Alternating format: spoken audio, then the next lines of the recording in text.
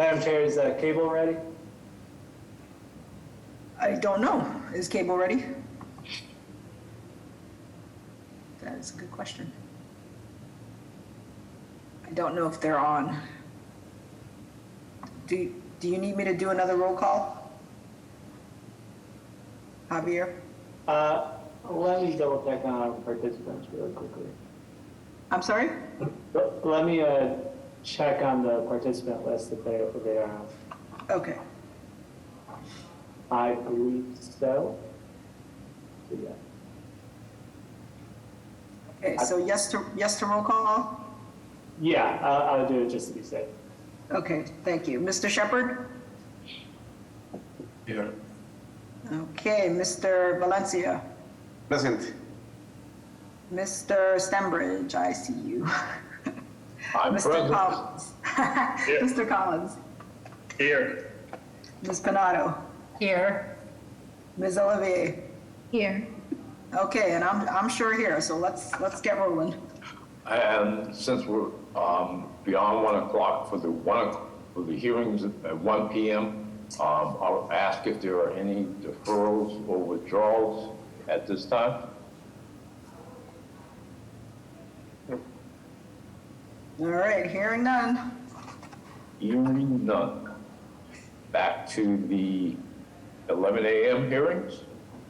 The first one is case BOA 142-1284.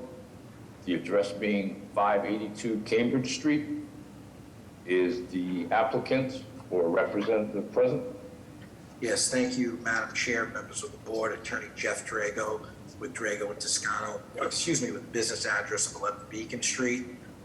Here with me is the applicants from Odessa Capital, Stan Klebner, as well as William Lee from Monty French Design, who's the architect on the project. What you're looking at on this particular rendering is a front shot of 582 Cambridge Street. This is the proposed project that we are seeking relief from. This project, just to note, went through a full Article 80 process with the BPDA, the board's support in August of 2022. What we're proposing is we're seeking to raise the existing structure, which is a dated 3-unit building, and then combine 2 lots, the lot that the 3 unit sits on and then the lot that's empty next to it, and to create 1 lot at 13,893 square feet. If we go to the next slide, please. This just shows you those 2 lots, the composition of the 2 lots, trees behind us on Gordon Street, and then sort of the mix of housing stock along Cambridge Street. We're proposing to erect a 4-story residential condominium building with 19 residential units and 12 parking spaces. This would be a condo building for sale. This project would include 3 affordable units, which would bring this over 16% affordability on the project. This particular zoning district is a 3F 4000. Just to go over quickly, to go to the next slide. And these are just some more front renderings. As you can see, there is a garage entrance that would be created along Cambridge Street. There is an existing curb cut already on the property. It would be shifted, so we're not taking anything away from street parking. There is a bus stop directly in front of this building. If we go to the next slide, please.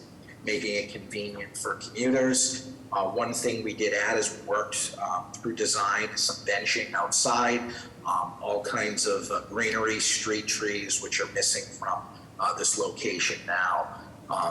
We also have direct access to a bike room. So we have 23 bike parking spaces with a bike repair station that enters right onto Cambridge Street from the ground level. We also have 12 parking spaces that would go with these units on the ground level as well. If we go to the next slide, please. Just to give you a quick unit breakdown, we have 7 one-bedrooms, 1 1.5 bed, and then 11 2-bedroom units. Our affordable units contain 2 beds and 1 1-bedroom unit. And those are at 100% AMI and 80% AMI. As you can see here, we have that complete street sidewalk that has an area for walking, for pedestrian access, as well as the sitting area and vegetation in front. If we go to the next slide, please. The building was designed to have almost a 30-foot rear setback. We have a lot of green space. We agreed to keep almost all of the trees on the property as well. We also have this green roof feature, which is going to have solar panels and a whole energy efficiency water system within the building, because we developed this project as we worked with the ACA and the BAIA to develop full energy efficiency and sustainability features, which we have a slide at the very end that we explain. Just to go over the interior, the first floor, if we go to the next slide, will house the bike room and repair station, an interior trash area, the 12 parking spaces, including 1 handicap space, and then 1 unit. So this would also house one bedroom unit, which would have direct access to sort of invigorate that ground floor for residential use along Cambridge Street. Next, this shows you the back area, sort of a promenade for the residents. And then we just get into the floor plans. The second floor has 6 units, third floor has 6 units, and fourth floor has 6 units. The roof we'll have a roof deck on it as well, with 2 stairwells, an elevator hatch. I have William Lee on here as well if you can answer any questions that the board may have. If we can go to the next slides, please. Just to go over the anticipated zoning violations that were cited. This is a 3F district, although there are at least 1, 2, 3, 4, 5, 6, 7 projects right within walking distance that are multifamily residential between 20 to 30 to 40 units. So we were cited for MFR. FAR, we actually scaled down this project, and working with the community, we took off about 1,500 square feet.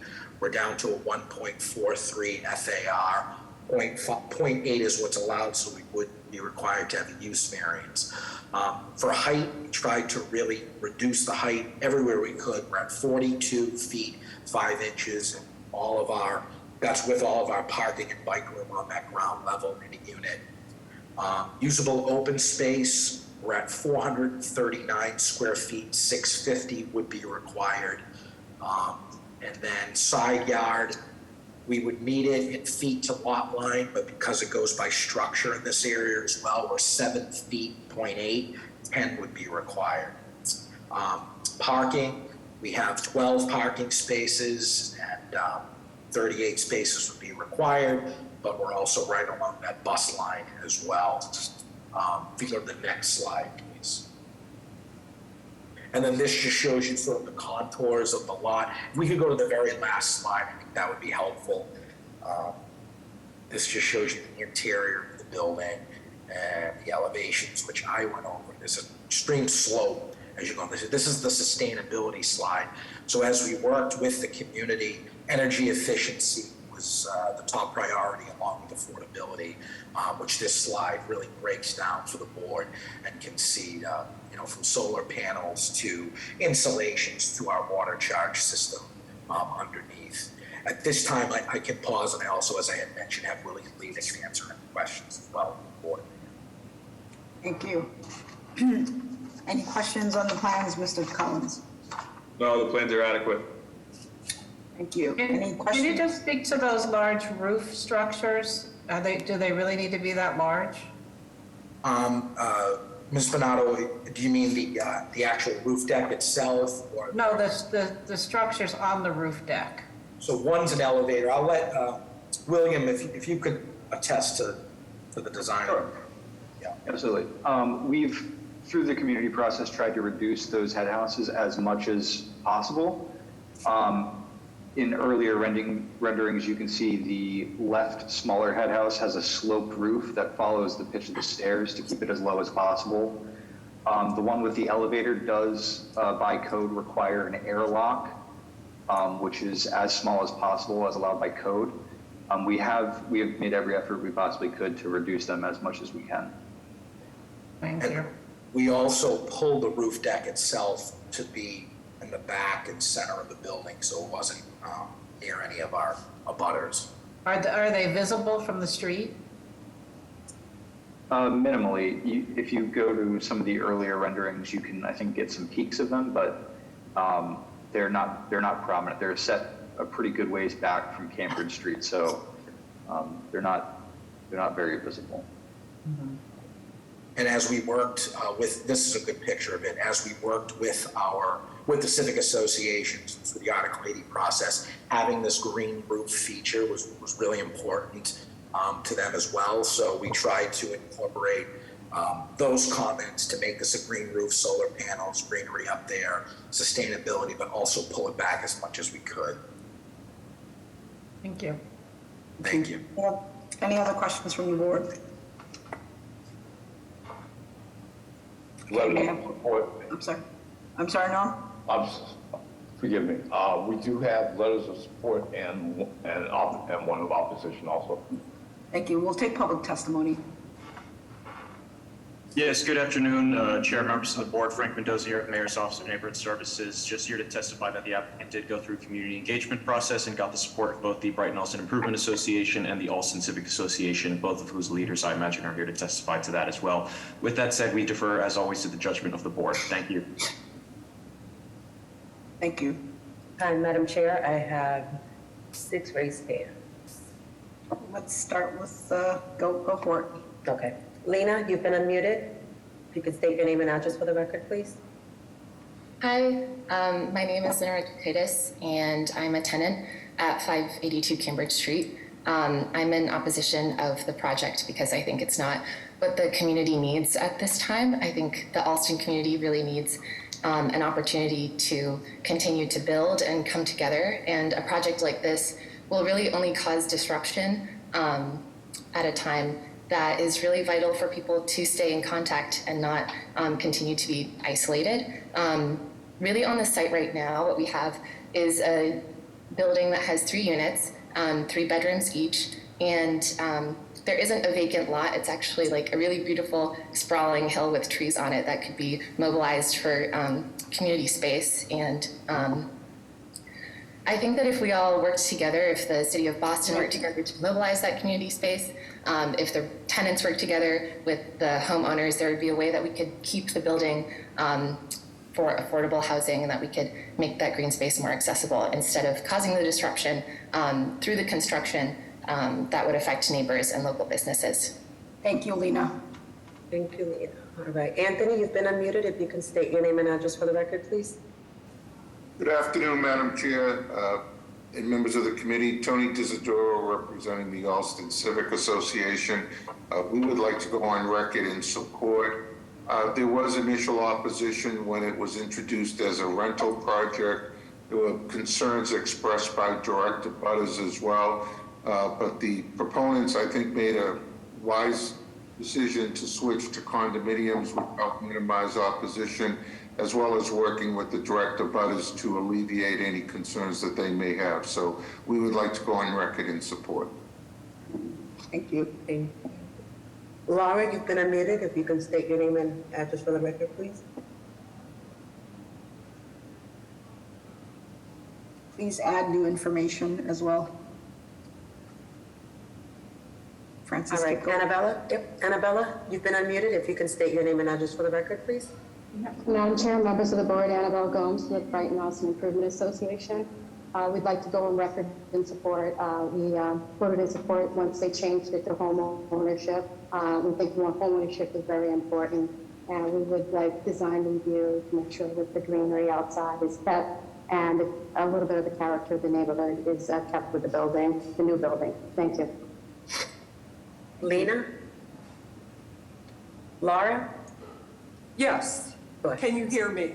Yes. State your name and address for the record, please. All right. Yes, my name's Laura Mayer, and my husband and I own number 39 Gordon Street, which is directly to the east of the property at 582. So we are a 3-family, and we massively benefit by the beautiful green space that is behind the house, including a massive oak tree that is over 100 years old. Sorry, it's a maple. It provides a huge amount of shade, and there are a number of mature trees that are along the west side of the extension property that is in question at this point, including a huge number of mature shrubs, and as Lena pointed out, a beautiful sloping green space in this very quiet part of Alston. This project would totally change the character of, personally, just where my husband and I live, but of this neighborhood for quite a period of time. Much too much, many too many people in one building, in a neighborhood where it's 3 families. It's just an enormous project, and especially the removal of, I know you want me to get on. We understand the trees, and I will ask Mr. Grego about that and the afterwards. heat island that is going to be next door to our property, and significant parking issues. And then while this is not anybody's concern right now, the demolition of that building, which probably contains asbestos, is a concern of ours as well. So thank you. Thank you. Thank you, Laura. And Christine, you've been unmuted? Yes. Christine, you've been unmuted. State your name and address. Hello, my name is Christine Hicks. I am a resident at 582 Cambridge Street, and I just want to speak in opposition to this. Please add new information, Christine. We've already heard from your 2 neighbors. Thank you. Okay. I just want to go on the record and state that I am in opposition with this. Thank you. Okay, we'll take one more, Francis. Okay. Minor, go ahead. You've been unmuted. If you can state your name and address for the record, please. Thank you, Madam Ambassador. Madam Chair, members of the board, Minor Perez representing the Carpenters Union. We just like to echo the comments of Ms. Annabella Gomes and Isidoro. This is a good project, and we are in full support of it. Thank you. Thank you. Is Mr. Hampton still on, or did you need to, I know he had to step away at some point. No, Madam Chair, I'm still here. Thank you. Jeff Hampton, Planning and Boston Planning and Development Agency. We recommend, this went through our Article 80 process through our board, and I believe the board was given a copy of the board memo. We would like to recommend approval with continuing design review. Thank you. Thank you. Any other questions from the board? Mr. Drago, can you address the issues raised, the concerns around the mature trees and, landscaping, heat island? Right, so we actually, agreed to keep the trees, and we think we can keep all of them along with Florida. But along with that, the building that's there now, it's a dated building, but it's set so far up, it doesn't meet ADA standards, so there's no way to build on it. The majority of the lot is the empty parcels, separate city parcel, taxable parcel. It's not open space, it doesn't go with the other lot. As we worked with the neighborhood and the neighborhood groups, we actually scaled the project down. We were in the 23 unit range, brought that down, included the bike room, all kinds of amenity features. So we really tried to work this, and our building is actually pulled away 27 feet in the rear, away from our butters in the back. And it's a sloped hill. So you're really, because of that step back, you're really not looking at a building, you'd be looking at above the building if you were in the rear. But we will continue to work with all of our neighbors on landscape design. Obviously, we really want this to be a building that folks can enjoy and use public transportation and have all these green feature amenities within it as well. Thank you. Please do, because that's clearly a concern from your abutters. Any other questions or concerns from the board? May I have a motion? A motion to approve with BPDA design review. Second. May I? Thank you. Mr. Shepherd? Yes. Mr. Valencia? Yes. Mr. Stembridge? Yes. Mr. Collins? Yes. Ms. Panato? Yes. Ms. Olivier? Yes. The chair also votes yes, motion carries. Thank you very much. Thank you. Next, we have case number BOA 1385793. The address is 9 Downham Court. Is the applicant or representative present? Yes, good afternoon, Madam Chair, Mr. Secretary, members of the board, Attorney Joseph Feaster from the law firm of Dane Torpy, 175 Federal Street in Boston. With me as well is Matt Mueller, who I believe has been, is the architect, or who is the architect, and I believe that he has been updated to a panelist. And also present are my clients, Joan Ruggiero and Michael Basie. I want to bring to the board's attention, this was a matter which was heard by the board back in January of 2022, but at that time, the matter was dismissed without prejudice. We were then seeking a 9-unit building, but continuing our process of working with the community, the proposal that's before you now is in fact a 6-unit condominium building, which is on a 8,000 plus square foot lot, and violations that we have, I hate to always characterize and say are de minimis, because that's a determination for the board to make. But I will simply say that with regards to the parking requirement, there would be required by code to have 7.5 spaces. We are proposing 6 for the 6-unit property. While we are proposing a multifamily use, this is a 3F 5,000 district. The floor area ratio is a 0.5. We are proposing a 0.87. The building height is 2.5. We are proposing 3. The front yard is insufficient. What's required is 15 feet, and we're proposing 5.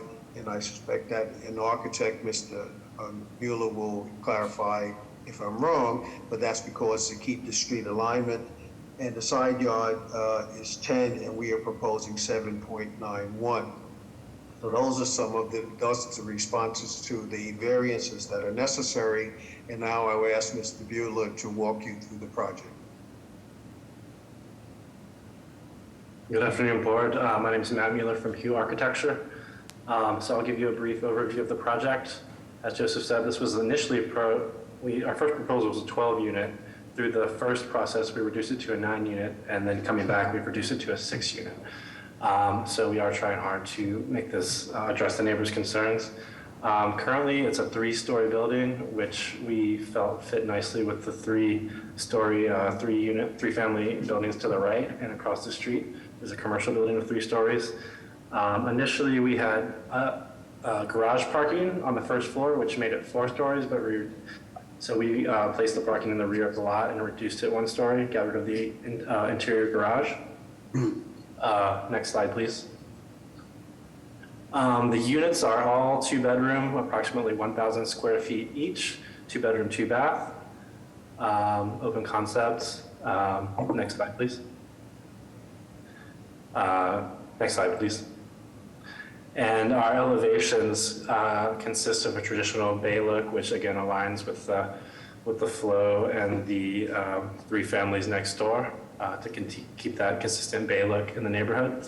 And it also relates to the commercial building with a mansard roof across the street. So we feel like we've done a lot in addressing the neighbors' concerns in terms of the scale and size of the building on the lot, which was the main concerns of the initial proposal. And I'll keep it short and sweet. That's all I have for you today, unless you have any questions.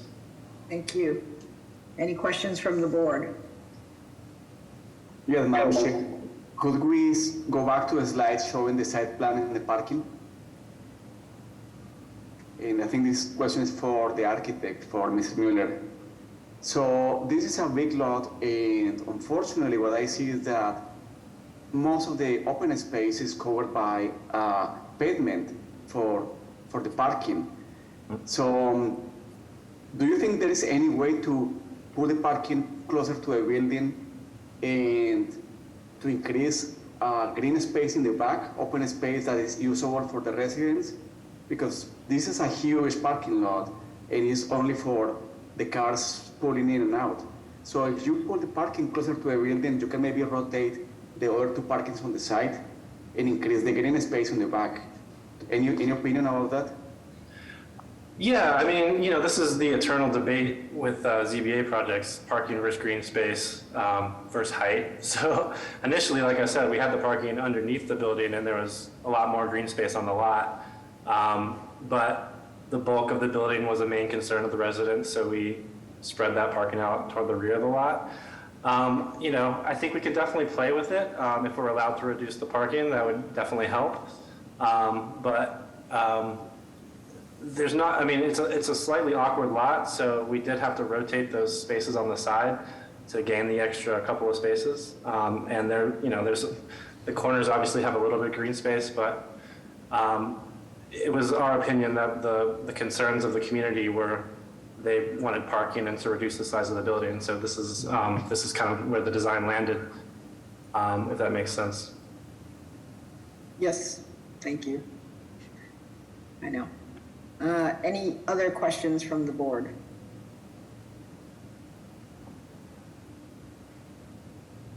May I have public testimony? Good afternoon, Madam Chair, members of the board. Ashley Gomes here from the Mayor's Office of Implement Services, the new mid-dot liaison. Some background info on the community process. Office held a voters meeting back in November. All the members and voters of Greater Boulder and Geneva Association are in favor of and support this project. No significant impact on the community. With that, we'd like to defer judgment to the board at this time. Madam Chair, members of the board, Joe McEachran, City Councilor, Frank Baker's office would like to go on record in support. Thank you. Madam Chair, members of the board, Paul Sullivan for City Council at Large, Michael Flaherty, Council to go on record in support.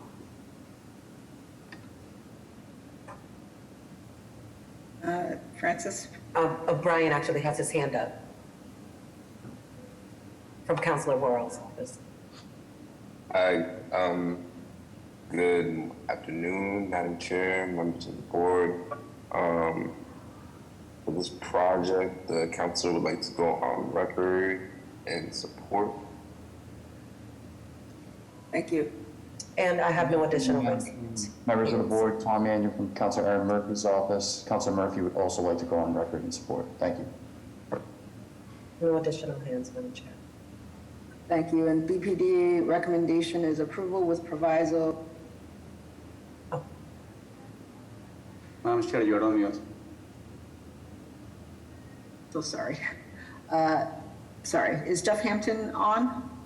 Would you like to give your recommendation? I am, Madam Chair, thank you. I guess we recommended approval with design review to work on consolidating the open space. Great, thank you. With that, may I have a motion? Madam Chair, I make a motion to approve with BPDA design review with special attention to reducing parking and increasing green space in the backyard. Thank you. May I have a second? Second. Mr. Shepherd? Yes. Mr. Valencia? Yes. Mr. Stenbridge? Yes. Mr. Collins? Yes. Ms. Panato? Yes. Ms. Olivier? Yes. The chair also votes yes, motion carries. Good luck. Thank you very much, members of the board. Thank you. Thank you all. Next, we have case BOA 1354070. The address is 226 Magnolia Street. Is the applicant or representative present? I am. If I may, Madam Chair. Yes, good sir. afternoon. Thank you. Good afternoon, Madam Chair. Good afternoon, members of the board. This is Mike Ross. I am the attorney from Prince Lobel, One International Place. I'm here with my client, Solomon Chaudhuri. Solomon is a resident of Dorchester and the developer and owner of this site and a person of color. Andre Porter is our community outreach person, and our architect is Alfonso Serra, and they are here as well. The site is a 5,000 775 square foot lot in a 3F 4000 sub-district within the Roxbury neighborhood zoning district, and it's currently improved with a 9-bay garage that is used exclusively for parking. And the plan is to build a 4-story multifamily residential project with 14 new residences, 8 parking spaces, and 21% of the 14 new residences will be affordable. So 3 of the 14 will be affordable, 21. So the next slide, please, Madam Ambassador, will show you the site plan. And this is actually to show you along, so Magnolia is at the top. And there's an existing driveway today that is shared between this lot, 226 Magnolia, and the lot next to us on the right. And they have also an existing easement there to allow for the shared access. And of course, there's an existing curb cut there. So those will all remain the same. You can also see, if you just scroll up just a teeny bit, Madam Ambassador, you can see how the existing lot there goes all the way to, pretty much all the way. I think it's 2 feet off the back property line. And behind that is actually a public park. So our project is 17 feet off that, as I'll show you in the next slide, Madam Ambassador, here. And you can kind of see the hash marks of the garage still kind of under that, and then you see our building laid on top of the site plan there, and you can see that setback that I just referenced. The next slide, please, Madam Ambassador. Here is the existing conditions, visually. You might want to zoom in, but what you can see is that 9-bay, 1-story existing garage. That's what's there today.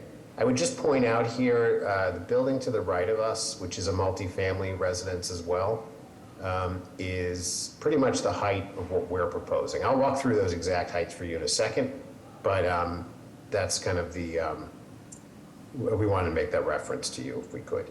Next slide, please. This slide will just show you how, with that little diagram, how the vehicles will access the building. They'll go down the existing parking lot, which is at a slope, and the existing driveway, which is down that slope. They'll swing around into the back and enter the garage that you see in the rendering there on the right, which will be on the kind of left corner of that back of the building. Next slide, please. So these are the floor plans, slides 5 and 6, and I think they're slides 5 and 6. This slide and the next slide are the floor plans, and there on the ground floor you see the 8 parking lots, the 8 parking spaces lined up there, and then floors 2, 3, and 4, as well as a roof plan on this slide and the next slide. What we have here for unit count is, and you can go to the next slide if you want as well, is we have 2 studio apartments, 2 1-bedroom apartments, and 9 2-bedroom apartments. Did I get that right? And there's 1 3-bedroom apartment for a total of 14. And I'm using the word apartment, but in fact, this is home ownership. So I really should be using the word condominium. And as you can see, they're not ensuite baths. So you have the 1 bath, 2 bedrooms. So in an effort to try to make this an approachable unit on the marketplace and being sensitive to those cost drivers. The units range in sizes from the studios, which are the 2 studios, which are small at 450, to the 1 bed, which goes all the way to 1,269. And I can drill down on that if you'd like. The next slide will just show you elevations from the side. So the upper left is the right-hand side of the building. The rear is the back of the building. The lower left is the left-hand side of the building along that easement I referenced. And then the front of the building is on the lower right-hand corner. And you'll notice a substantial number of balconies. Every single unit has its own outdoor space. I think a couple of units actually have 2 outdoor spaces. So there's plenty of kind of outdoor amenities for each of the units. Next slide, please. And just to kind of show that we do have a landscape plan to put Bikes in the rear, outdoor bike storage in the rear, a seated lawn, aluminum planters both in the front and in the back. A little bit of a gathering area for residents in the back, and we'll be using precast pavers in the rear so that it allows for some of the drainage. Just really quickly, just to give you a sense of what the zoning relief specifically is. So we're being cited for use. It's just a multifamily. I did reference that there are other multifamilies on Magnolia Street. The off-street parking here, they want 1 per unit. We're at 8. They want a 2,000 square feet per unit on the lot. So that we're we're not in that range. The floor area ratio for this area is 0.8. We're at a 2.62. We're close on building height, 35 and 3 stories. We are at 43 and 4 inches and 4 stories. I mentioned the balconies doesn't quite get us to where we need to be on usable open space, so we were cited on that. The side yard is insufficient. They want 10 feet on each side, which we could not do on this lot. We have almost 2 feet on one side and 0.4 on the other. The rear yard I referenced, we're at a 17. They want a 30-foot rear yard in this area, and then we were cited for conformity of existing building alignment. I'll just pause there, Madam Chair, and see if there's any questions from the board. Thank you. Quick question, you reference other multifamilies. Do you have a sense of number of units, for example, the 2 buildings next to you? Yeah, and those 2 buildings next to us are the other, and there's others too. Just before I got on the call, I looked at it. I think it's like, I don't want to guess, but I mean, I think it was like 6 in one and 8 in the other, or something like that. It could be a little bit more, but it's around that. So total, yeah. I mean, I think it's around those numbers. Okay, and it looks like you're about double the, I don't know what you want to call it, width or something of your adjacent properties. In terms of the depth going back, you mean? Yes. Yeah, it's true, Madam Chair. We do go back further than the other properties. We do have more property to play with than the other properties. Some of the other properties' property lines are, I think we have the longest property line on the street. We did pull back the existing 1-story structure, but of course this is now a 4-story structure. Got it. Thank you. Any questions from the board? More than just a comment that this seems like a pretty excessive use of this site with really minimal setbacks and a pretty aggressive FAR. Thank you, Ms. Pinato. I also wanted to comment that the balcony on the left side next to 228 Magnolia Street, for what I understand, there are only 2 feet buffer between the 2 buildings or the property line.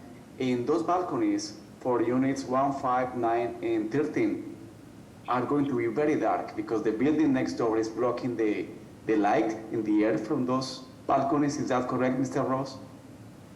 Yes, the effort was to try, just on the front portion though. However, as you can see actually in this slide, there was an effort to try to create light wells with those indentations in the building itself.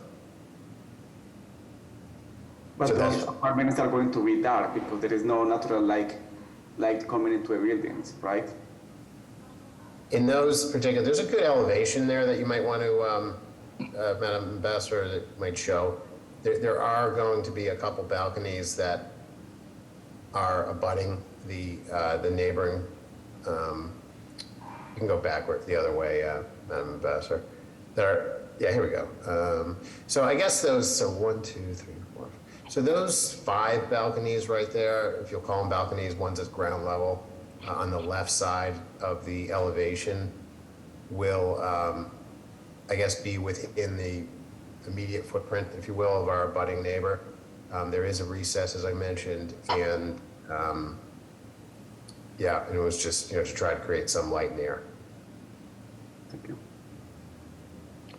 Just to note, Madam Chair, there are... Any other questions from the board? Madam Chair, there are numerous numerous letters of support and opposition to the project. Thank you. Can we take public testimony? Yes, good afternoon, Madam Chair, members of the board. Keisha Santan from the Mayor's Office of Neighborhood Services. And a butters meeting was held on October 13th, where butters expressed strong opposition due to the size of the building on the lot. Residents feel the space is too small for the project and it will not benefit the community. Parking and density also being an issue. There were numerous letters of opposition sent to our office, which we were forwarded. I'm not aware where of the support letters where they come from, but I was told by the applicant that there were letters of support sent to him as well. At this point, we'd like to defer judgment to the board. Thank you. Thank you. Before I hear from the next person, Mr. Stenbridge, as we're taking public testimony, if you could take a quick look at those letters for addresses, that might be beneficial. I'll continue taking public testimony. Brian? Yes. Good afternoon, Madam Chair and members of the board. My name is Ayomide Olumuyiwa, representing the Office of District 4 Councilor Brian Worrell. And concerning 226 Magnolia Street, our office received 7 letters of opposition and 1 of support. That coupled with the history from the Basin and Project Right civic associations, respectively, the council has decided to go on record in opposition to this project. Thank you. Cindy, you can go ahead. Hello, good evening, Madam Chair. On behalf of Councilor Ruth Eugene, our office have received a numerous number of opposition, so we would like to go on record and oppose the project. Thank you. Thank you. All right, Madam Chair. First. Mike, you've been unmuted. If you can state your name and address for the record, please. This is Michael Koza from Project Right, 320, the letter A, Blue Avenue. We originally want to go on record on opposition of this project. We originally met with the new property owner on July 22nd, 2020, where there was strong opposition to the concept of what he was trying to propose. He came up with a new development team. They presented a plan to the BPDA that bypassed Project Right and all the nearby associations. They claimed they had strong working relations with the Greater Bolden Geneva Ave Neighborhood Association, and they cited them in their submission to the BPDA for this site, for this project. I sent you an email from the representative from the Greater Bolden Geneva Neighborhood Association, and they stated that they told the city BPDA they needed to reach out to Project Right and not GNA. This location's not in our area. There's a conscious effort to bypass the abutting and nearby residents. My understanding is that there's over 50 letters and emails that have been sent in from Magnolia, Lawrence Ave, Kinneal, and associated streets in opposition to this project. Thank you, Mr. Kozu. Ms. Murphy's office, Councilor Murphy's office. Good afternoon, Madam Chair, members of the board. Tom Mannion from Councilor Aaron Murphy's office. Due to the opposition of the general community and of the Garrison Trotter Civic Association, Councilor Murphy would like to go on record in opposition to this project. Thank you. Thank you. All right. Jackie, you've been unmuted. If you can state your name and address for the record, please. Good afternoon, Madam Chair, members of the board. My name is Jackie Pezzolezzi, and I'm a resident at 233 Magnolia Street, directly across the street from this proposed project. And I'd like to go on record today in strong opposition. The proposed project is simply too large, not forward-thinking, and would add to our already densely populated area, over parking issues, traffic issues, and I also haven't heard anything about any energy efficiency. Also, there's no provisions for green spaces. It's just like trying to stuff a round peg in a square hole, and I strongly oppose. Thank you. Thank you, sir. Thank you. All right. Tamika, you've been unmuted. If you can state your name and address for the record, please. Hi, my name is Tamika. I'm the direct abutter that lives at 220 Magnolia Street. I also are in opposition for this. When I found out about this first development. I was not aware, notified that they were doing a proposal back in July 22 of 2020. So there has been a lack of communication as far as myself and my mother, who's the direct abutter here with my family home. I definitely oppose it because of the simple fact that that big infrastructure basically is going to overpower our property line, and there's not going to be any sunlight or anything over there. So I'm definitely in disagreement of that. As far as this new project that he's coming up with, he does not communicate with anybody as far as the people in the neighborhood. We already had several meetings about these projects that was in full opposition. So the fact that we're having another meeting about this again is a little bit frustrating to me, because as a direct abutter, our voices should matter as well as far as this infrastructure.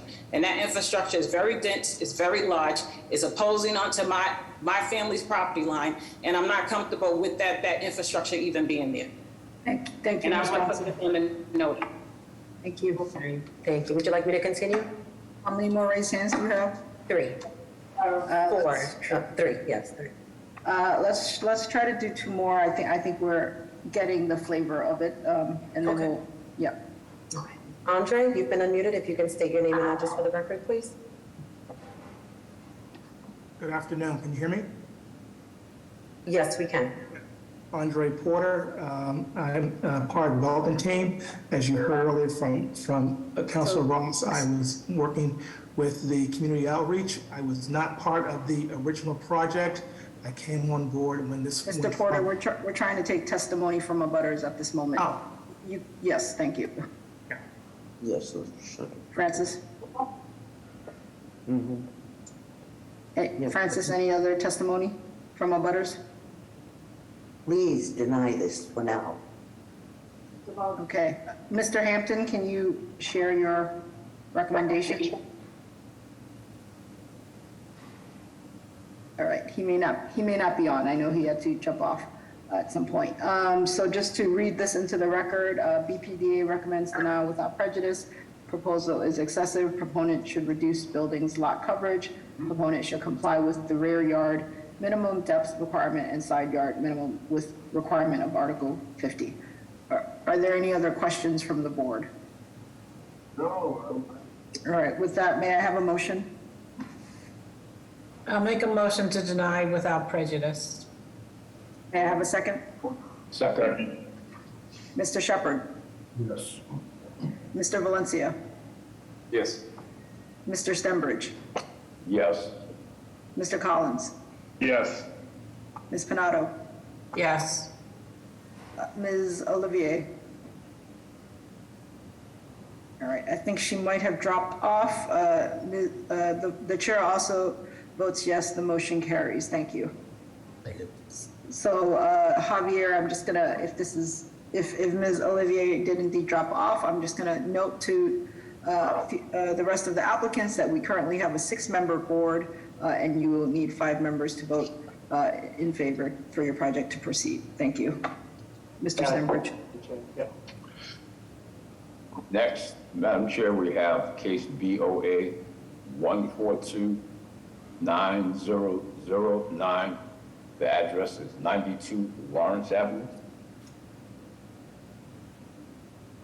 Good afternoon, Mr. Secretary. Thank you, Madam Chair, members of the board. My name is George Moranci. I represent Ariane Carbonar, the developer of the property at 92 Lawrence Avenue in the Grove Hill neighborhood. Madam Chair, I recognize the board is running late. This is a fairly simple matter. I will try to be as brief as possible. This is an application to change the existing building's legal occupancy from a 3-family to a 4-family dwelling.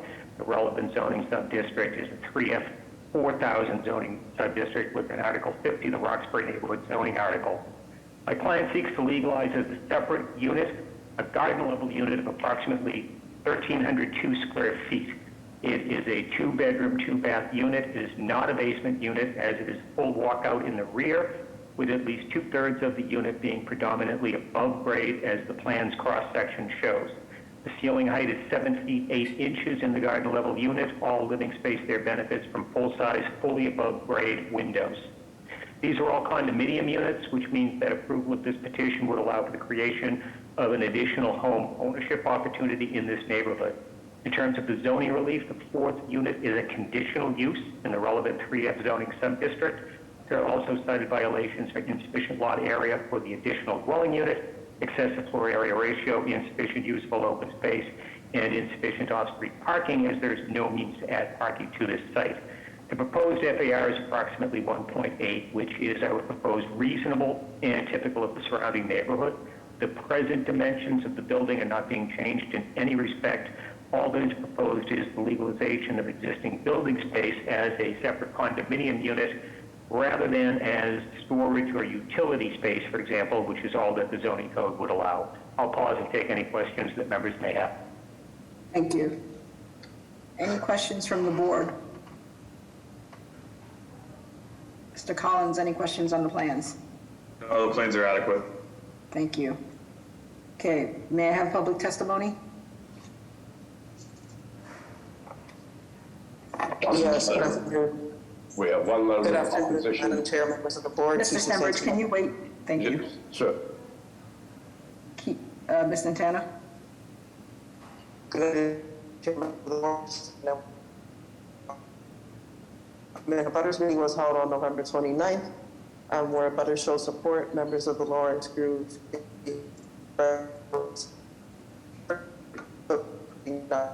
I understand there was one letter of opposition was sent, but I was not able to view the reasons for the opposition. And at this point, we'd like to defer judgment to. Thank you. Mr. Worrell's office? Good afternoon, Madam Chair, members of the board. My name is Ayomide Olumuyiwa, representing District 4 Council Worrell. And when it comes to 26 Lawrence Street, we received formal support from both the Basement and Intervale Civic Associations, respectively. And such the councilor would like to follow suit and offer his support for this project. Thank you. Any other raised hands? Yes, I have two raised hands. Oh, one, sorry. Mike, go ahead and state your name and address, please, for the record. This is Michael Kozu, Project Right, 320, the letter A, Blue Avenue. We want to go on record on supporting this project. The applicant met and abutters met with the abutters. We should note that in 1988, this property was previously listed as a 4 to 6 family, so we just feel that it's just restoring the building back to its youth. Neighbors commented on what the property owner has done to restore the building, and looking forward to continuing to work with them. Thank you. Thank you, Mr. Kozu. No additional raised hands, Madam Chair. Thank you. Any other questions from the board? Just, Madam Chair, yes, to emphasize what people are saying, we have one letter of support and one letter of opposition. The only neither came with their exact address, so. All right, thank you. Then the recommendation from BPDA is approval with proviso that plans for any exterior changes be submitted to the agency for design review approval. With that, may I have a motion? Motion to approve with BPDA design review. May I have a second? Second. Mr. Shepherd? Yes. Mr. Valencia? Yes. Mr. Stenbridge? Yes. Mr. Collins? Yes. Ms. Panado? Yes. The chair also votes yes. Motion carries. Good luck. Thank you. The next 3 cases are companion cases. First being BOA 1429507 with the address of 1028 to 1044 Bluehill Avenue. Second is case BOA 1429511 with the address of 1015 to 1019 Blue Hill Avenue. And the third is case BOA 1429513 with the address of 6 Fabian Street. Is the applicant or representative present?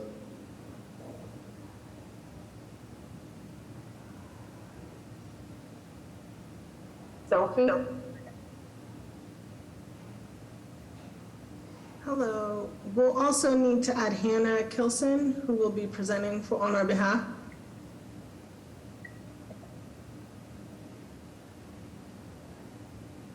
Yep, she's been promoted.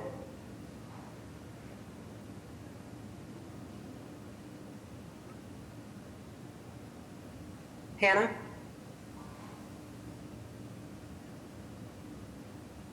Ms. Kilson, are you on to present? Yes, I am. I was muted on, and let me turn my video on, Chair. Thank you. Thank you, sorry about that. Good afternoon, Madam Chair, members of the board. I'm Hannah Kilson of the law firm Nolan, Sheehan Patton in Boston at 84 State Street. I am counsel to DVM Consulting, the applicant in this matter, and I'm joined by the developer, Dariela Villan-Maga, as well as the project architect, Sophie Norman. As noted at the beginning, this is really three separate projects, companion projects, and the appeal before the board today concerns the 5 separate vacant properties that the applicant intends to develop as part of the City of Boston's Blue Hill Avenue Action Plan B1 project, for which RFPs went out by the city in the spring of 2021, and DVM was designated the developer of 5 of these vacant parcels. The objective of the city in the issuance of the RFP was to develop each parcel for affordable housing as well as commercial space to liven the street area where these vacant lots are present. The units that will be built are either homeownership condominium units or rental units for households at 80% or 100% of AMI. And given the size of each project and the parcels, this small project review has been waived by the BPDA. Before I talk about the first parcel, which is located at 1028, 1044 Blue Hill Ave, I wanted to make a generalized comment that kind of applies to all 3 of the sites. All of the dimensional violations that are being noted here are really the product of the small size of each of these lots in this dense urban area along Blue Hill Avenue. And it reflects the attempts of the developer to build a project that advances the city's affordable homeownership objectives, as I noted before, and the need for more affordable housing for families in the city of Boston. The proposed siting of the buildings is consistent with the character of this neighborhood, where there's a varyingness in terms of height variations, and buildings have very minimal front yard or side yard or rear yard setbacks. And the last point I'd like to make that's germane to these 3 sites is about traffic and parking. All of these sites front Blue Hill Avenue, which is a high trafficked area. The client developer engaged in extensive conversations with BPDA about additional curb cuts, and the BPDA would not allow additional curb cuts. So you will see that we have insufficient parking on these parcels due to the inability to add any new curb cuts. So we're highly constrained in terms of parking.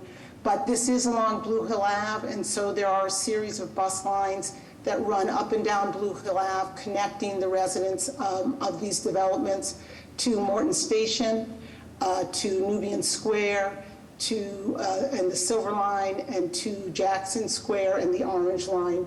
Those rides are 10 to 15 minutes to the Morton Station commuter rail line, and between 25 to 30 to connect to the Orange Line or to the Silver Line. With that, I'd like to go into each site, if I may, Madam Chair. Thank you. So the first site is located at 1028, 1044 Blue Hill Avenue. And if we could go to slide 4 on the sheet. This site is comprised of 1 parcel, and it's in the zoning subdistrict of the neighborhood shopping 1. The applicant is proposing to construct a 3-story mixed-use development building here, comprised of about 15,000 square feet on the ground floor of commercial community space and 12 residential apartment units consisting of 4 one-bedroom units 6 two-bedroom units, and 2 3-bedroom units. The ground floor, if we could go to the floor plan on page 9, please. Can't find a 311 plan. So the ground floor will have 2 two-bedroom artist co-work spaces. They're going to be located on the ground floor. The balance of the residential space will be located on the 2nd and 3rd floor. The 1-bedroom units here are about 600 square feet. The 2-bedroom units are approximately 890 square feet. Except for these artist co-work spaces, which you will see are about a little over 1,000 square feet. And they will have, in the front portion of them, production space for the sale of artwork, so kind of a commercial component. And then in the back will be the residential area. The 3-bedroom units in this development will be a little over 12,000 square feet. The ISD noted that there were 6 violations here, and so the zoning relief that is being required for the development at this site is a conditional use permit. The applicant is seeking a conditional use permit for the proposed multifamily dwelling to be located on the 1st floor of the property. As I noted, that is for the artist co-work space. There will be a dimensional variance is required for this project for floor area ratio being excessive. The FAR under the code is 1. Here it's 2.3. The usable open space is insufficient. Under the code, it's 600 square feet. Here, it's 408 square feet. The rear yard is insufficient. It is required to be 20 feet, and here it will be 5 feet. The building height is noted as excessive. The building height under the zoning code is 35 feet, and the proposed height here is 38 feet. And as I noted before, off-street parking is insufficient at this site. There is no off-street parking being provided. Under the code, 12 spaces would be needed for this site. That's the information. I can pause here if there are any questions regarding this site, or I can go to the next site and go through each one before taking questions. Are there any questions from the board before she proceeds? I think Ms. Kilston, if you just, just keep proceeding. Yeah, let me do it. Okay.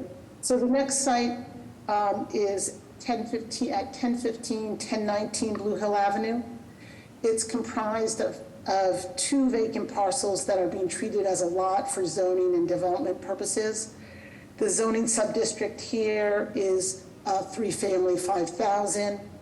The applicant is proposing to construct a 3-story mixed-use building comprised of 1,059 square feet of ground floor commercial space and 10 residential home ownership units consisting of 2 1-bedroom units, 5 2-bedroom units, and 3 3-bedroom units. The 2-bedroom unit and the 3-bedroom units are located on the ground floor, and then the balance of the residential units are located on the 2nd and the 3rd floor. If we could go to slide page 4 of the site plan, please.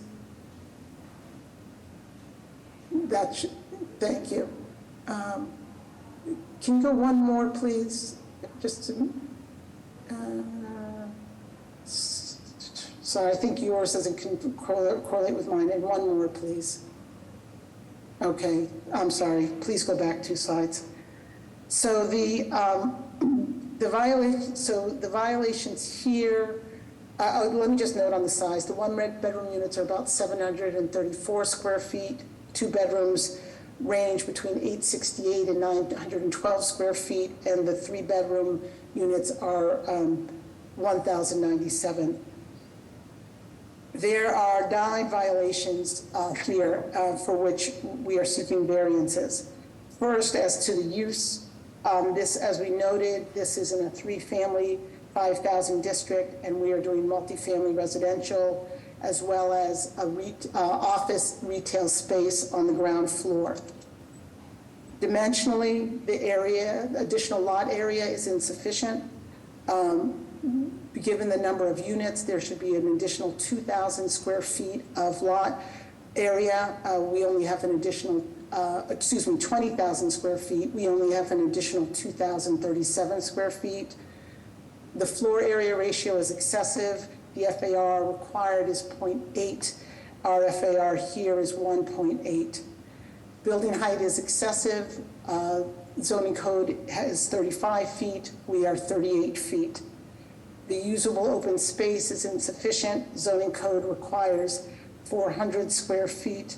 We are at 119 square feet. The front yard is insufficient. 15 feet is required by code. We have 1.42 feet.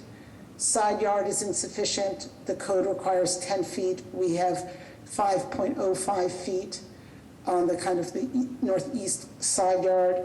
The rear yard is insufficient. It is 30 feet by code. We have 8.06 feet. And lastly, the parking is insufficient. Again, the multifamily would require 10 spaces and the office would require an additional 2. We are not providing any parking for this site. And if I can go to the last one on 1039 Blue Hill Avenue. So this is 1039 Blue Hill Avenue, 6 Fabian Street. It is a corner lot. This site is comprised of 2 vacant parcels that are being combined to be treated as a lot for zoning and development purposes. The zoning district for this parcel is 3F 5,000, 3 family. Similar to the other projects, the applicant is proposing a 3-story mixed-use building comprised of a small 764 square foot ground floor commercial space and 8 affordable residential homeownership units consisting of 2 one-bedroom units and 6 two-bedroom units. The one-bedroom units, if we could go to slide actually 9 rather than the site plan for a second. The one-bedroom units are located on the ground floor as you can see here, with the commercial space to the front. I note that the commercial space entry is off of Blue Hill Avenue, whereas the entry for the residential will be off of Fabian Street. The one-bedrooms are about 730 square feet. The 2-bedroom units will be located on the 2nd and 3rd floor. If we could go to the next slide, and they are between 830 square feet and about 960 square feet. This site has 13 violations noted, again, in the attempts to maximize the development. The first is use. We are in a 3-family, 5,000 district. We are proposing a multifamily development as well as a small takeout restaurant, which are both forbidden uses, and therefore variance is needed. I think I've noted previously, but I will again, that this area of Blue Hill Ave is really a mix of residential on most of the side streets and on some of Blue Hill, as well as commercial and community uses. This particular project is an auto repair shop, and then across Fabian Street there is the Roxbury Center for Performing Art, and on the other side of Blue Hill Ave there's a dentist's office. The other 2 sites are right in walking distance of this site as well, and so have a similar environment. The other dimensional violations, lot area again is insufficient here. We would need an additional 15,000 square feet for the size of the development. We have 2,789 square feet. Floor area ratio is excessive. Under the code, it is 0.8. We have 1.2. Usable open space is insufficient. Under the code, it is 400 square feet, and we have 57 square feet. Building height is excessive. It is 35 feet under the code. We have 38 feet. The front yard is insufficient. Could you go back to slide 4, please? Thank you. The front yard is insufficient. It is 15 feet by code. We have 1.42. This is similar to much of the development along Blue Hill Ave, which is right to the property line. Side yard is insufficient. Our west side yard is 5.09 because, and our right side, right on Fabian, this is 3.5. It might be considered a front yard, but even so, it's an insufficient width, whether a side yard or a front yard. The refusal letter noted that the rear yard was insufficient, and the applicant disagrees with that determination for two bases. One, that since this is a corner lot, and it meets the definition of a corner lot under the code in terms of the angle, there are no rear yards, there's only side yards. And this exceeds the 10-foot side yard requirement. But if it is still considered by the board to be a rear yard, it still is sufficient. It's 45.13 feet is the rear yard, is the depth from the back of the building to the rear yard property line. The code requires 30 feet. Off-street parking requirements here, both for commercial and parking. We were noted as a violation for commercial, but the applicant doesn't agree with this violation. Commercial space requires half a space for every 1,000 square feet or one space per 2,000 square feet. As we noted, the commercial space here is only 700, about 734 square feet, 764, square feet. So again, may I pause you, Ms. Kilson? Or I just thought I'd pause you to see if folks have any questions. I think you've covered the violations in great detail. So I just want to make sure board members have a chance to ask any questions. Any questions and any comments on the proposal thus far? Yes, Ms. Kilson, did you mention that the BPDA is considering the three sites as one project? Or can you mention again? No, they're treating them each as separate projects. So they're each separate projects. We've permitted them separately, but they were the approval by the city. The city approved or conveyed to, or intends to convey to the developer each of these parcels for the proposed development, each of the individual proposed development objectives, and in that way they're companion, because we've advanced them within the neighborhoods to see them together, but BPDA considers each one its own project. And they'll be financed and they will be financed and funded that way. Okay, yes, you mentioned that is the reason you are not going through the articulated process. Right. Okay, thank you. Thank you. Any other questions? Chair, can I just, for the record, put there are three other violations that just so that we have them for the record? Sure. We do have them, but you can state them again. Okay, all right, well, so parking street insufficient. I just want to speak to two of because there are the remaining two violations are conformity with existing building alignment. And again, this is one where we actually do not believe there is a violation, though we were noted as having a violation. This project is located between Brookview Street and Fabian Street, and there is only one other building within this block, which is the auto repair shop that sits as you look at the pictures to the left, to the west of the parcel. And so under the code, we don't think that the building alignment provision provides, since that it's applicable where there is two or more buildings. So that was one issue that the applicant wanted to put before the board. And the last issue is the traffic visibility across the corner. This is the issue that we are a corner lot, and the area of the front yard where no structure should lie in order to not impair traffic visibility, our building sits. However, on Blue Hill Avenue, the way traffic moves, it's one-way direction. You have to turn right coming out of Fabian Street, and so there is no impairment because only the traffic is coming from the left. Thank you. Thank you. And I know it's a lot. All right, with that, may I take public testimony? Good afternoon, Madam Chair, members of the board. Eric James of the Mayor's Office of Neighborhood Services. The applicant for 1015, 1019 BHA, 1028, 1044, 1039, and 6 Fabian was initially scheduled for the Butters meeting on Tuesday, December 6, 2022.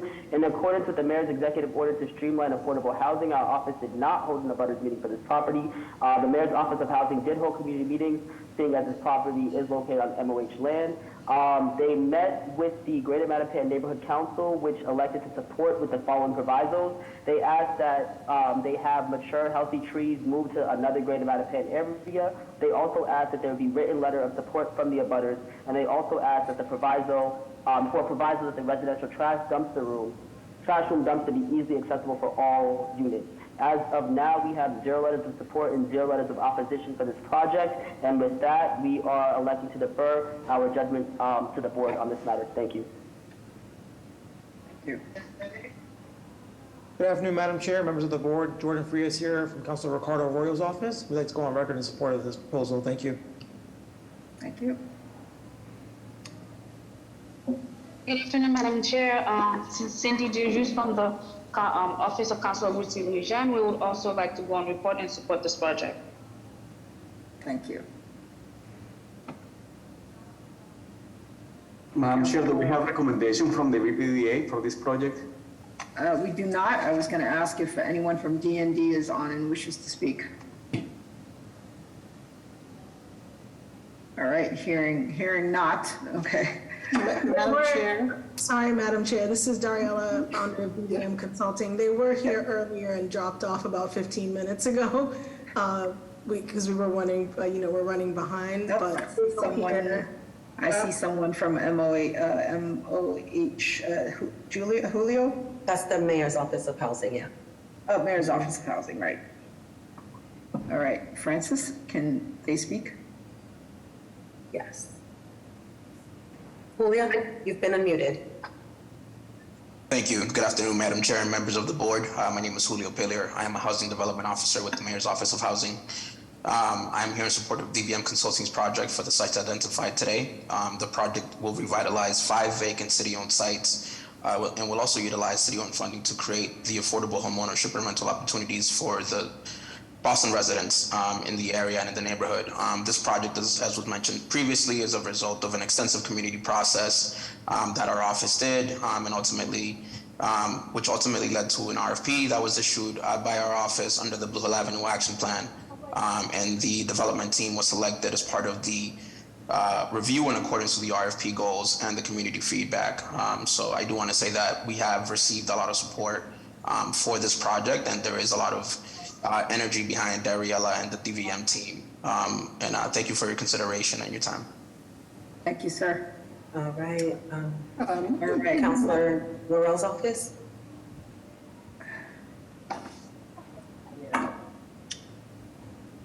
We can't hear you. We can't hear you.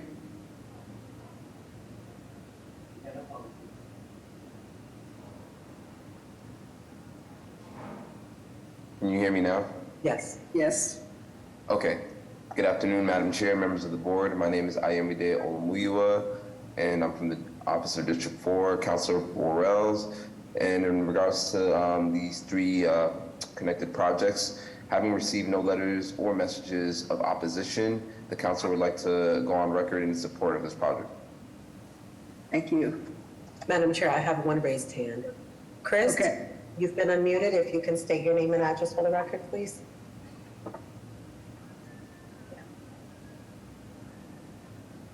Hello? Yes. We could barely hear you, Chris. I'm sorry. This is Chris Tamanos. I'm a direct abutter next to 1039 Blue Hill Ave lot. I own the lot right next door. We would like to go on record in support of the proposed plan right here for the development. Thank you, sir. All right. With that, may I have a motion?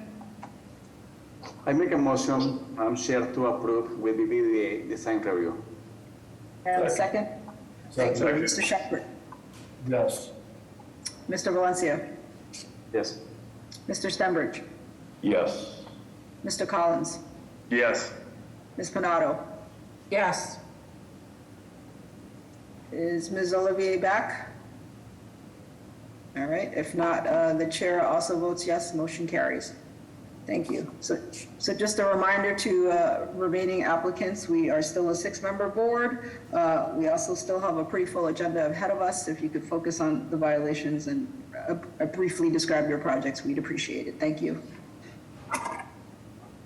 Next, we have case VOA 1419514, the address being 1 Tabor Street.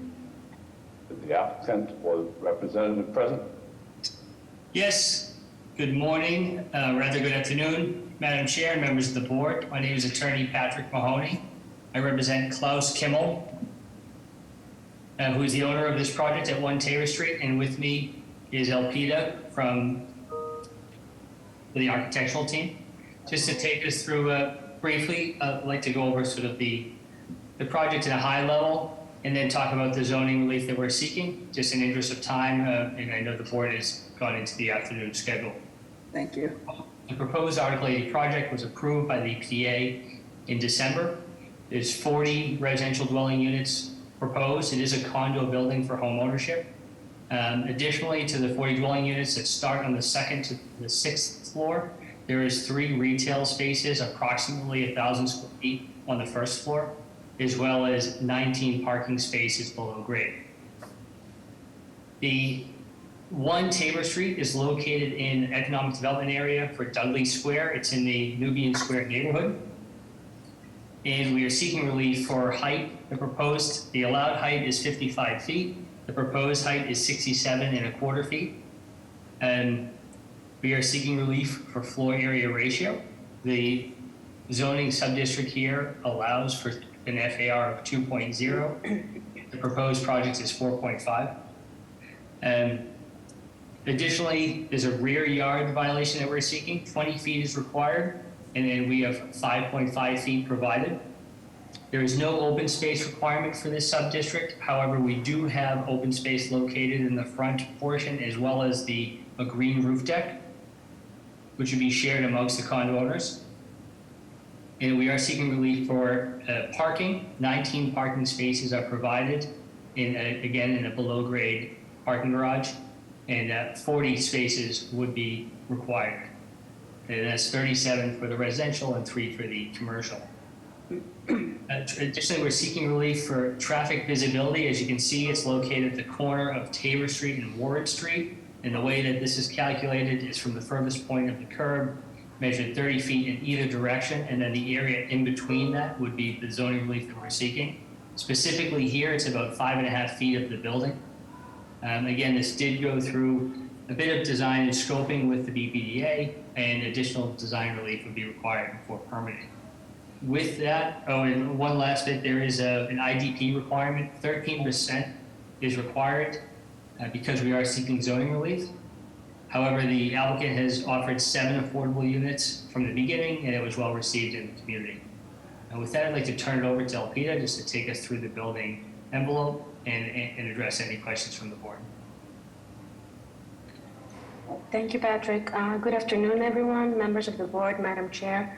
Thank you for giving us the opportunity to present our project. As Patrick said, I'm part of the architect design team. I'll try to guide you through the project as quickly as possible.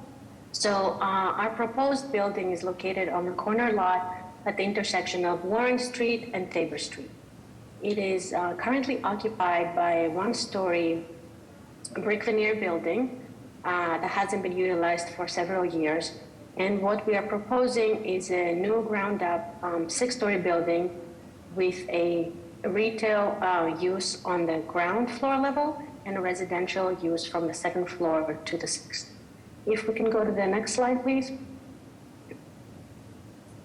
With the slide that we're seeing right now, we are showing our proposed site plan with the special care that has been given to the dimensions and setbacks of the property line and the building setbacks. So in close coordination with the BPDA and several meetings we had with abutters and neighborhood groups, we tried to give a big component of the pedestrian access of the new project. So we are having a 14 feet setback along the Warren Street sidewalk and an 11-foot setback along the Tabor Street sidewalk. If we can go to the next slide, please. To guide you through the program of our building, we have an underground level garage that will be accessed through Tabor Street with proposed 19 parking spaces. Next slide, please. So on our ground floor, we have a residential entrance located along Tabor Street, creating a pedestrian-friendly access along Tabor Street with just residential uses mainly along that street. And then along Warren Street, we have placed the 3 new proposed retail spaces, activating the use of that space and in vicinity to the Dudley bus station. So we have residential access through Dudley and retail through Warren Street. Some of the utilities, building services of the building are located there, as well as the bike storage area, again, designed within the guidelines through the BPDA. If we can go to the next slide. So our typical residential floor layout shows the composition of the proposed units with a variety of 2-bedroom units and 1-bedroom units, so 8 units per floor. The following slides are similar, so we can go to the next. 2nd floor, 3rd floor, 4th floor, please. So the articulation of the units has taken in consideration the distribution of the affordable units, as in the market unit. You can go to the next slide, please. The next one, thank you. And the next one. So arriving at the roof level, since all our residential floors are typical, pretty much, we are proposing a green roof with installation of solar panels, which has been a big component of the design consideration for energy efficiency, and an open roof deck for the use of the tenants. So going to the next few slides, we will see the articulation of the exterior design. So we have our front facade along Warren Street. On the 1st floor, the retail components with bigger glass fenestration and a masonry cladding component that runs 2 stories high to articulate and in dialogue with the opposing building of the Ferdinand building. Going to the next slide, please. This is the side elevation looking towards the Dudley Nubian Square, and the bus station, where we are proposing a potential cafe use for the corner of the project. Next slide, please. This is the rear facade, where we see on the ground floor the access to the building services such as trash rooms and rear exits. Next slide, please. And this is our main facade located on Tabor Street with a cantilevered bay taking place from the 2nd floor to the 6th floor, creating a natural canopy above our residential entrance. To the left of this elevation, we see the entrance to the garage that will lead to the underground level. And the corner, the right corner of this elevation is the lobby and the lounge room that is proposed for the services of the building. And next slide, please. So these are some 3D model studies and a locus map that was done to present the mass articulation of the building and the activation of the pedestrian component. The next slide, please. Okay, with this rendered elevation, we are showing the relationship in height of the new proposed 1 Tabor Street building right in front of the newly constructed 10 Tabor Street building. Going to the next slide, please. And with these rendered views, it's a proposal of the potential cladding material that will be composed of a masonry veneer for the first 2 floors and ceramic panels alongside with aluminum composite panels for 2nd to 6th floor. Thank you. And one last rendering, and I think that concludes our presentation. Thank you. Thank you. Are there any questions from the board? Mr. Collins, any questions on the plans? No, the plans are adequate. Okay, with that, I'm going to take public testimony. Yes, Madam Chair, members of the board, Connor Newman with the Mayor's Office of Neighborhood Services. This time the Mayor's Office would like to defer to the judgment of the board. This went through a BPDA-led community process that we understand was very productive, where attendees expressed support. With that, we defer to the judgment of this board. Thank you. Thank you. Mr. Feaster, are you speaking on this? Yes, I am, Madam Chair, member of the boards. My name is Joseph Feaster. I'm sitting in my capacity as chairman of the board of the Urban League of Eastern Massachusetts, located at 88 Warren Street. I've seen this proposal before. I know the work of Attorney Mahoney on this project. Certainly, this is one, we're doing a number of projects in the Nubian Square area. We are doing Nubian Ascents. In fact, the Urban League is doing a building. So to see this area and that particular building revitalized as proposed by Mr. Mahoney is something which is welcome in the community. So I stand in support of this proposal. Thank you, Mr. Feaster. Thank you, Mr. Feaster. Madam Chair, I have 2 raised hands. Dwayne, you've been unmuted. If you can state your name and address for the record, please. Dwayne? Okay. Minor, you've been unmuted. If you can state your name and address for the record. Yes, thank you, Madam Ambassador. Madam Chair, members of the board, Minor Perez with the Carpenters Union. We'd like to go on record on support of this project, and kudos to Mr. Klaus for an outstanding community outreach. Thank you. Dwayne? All right, that's all. All right, thank you. Any other questions from the board? With that, may I have a motion?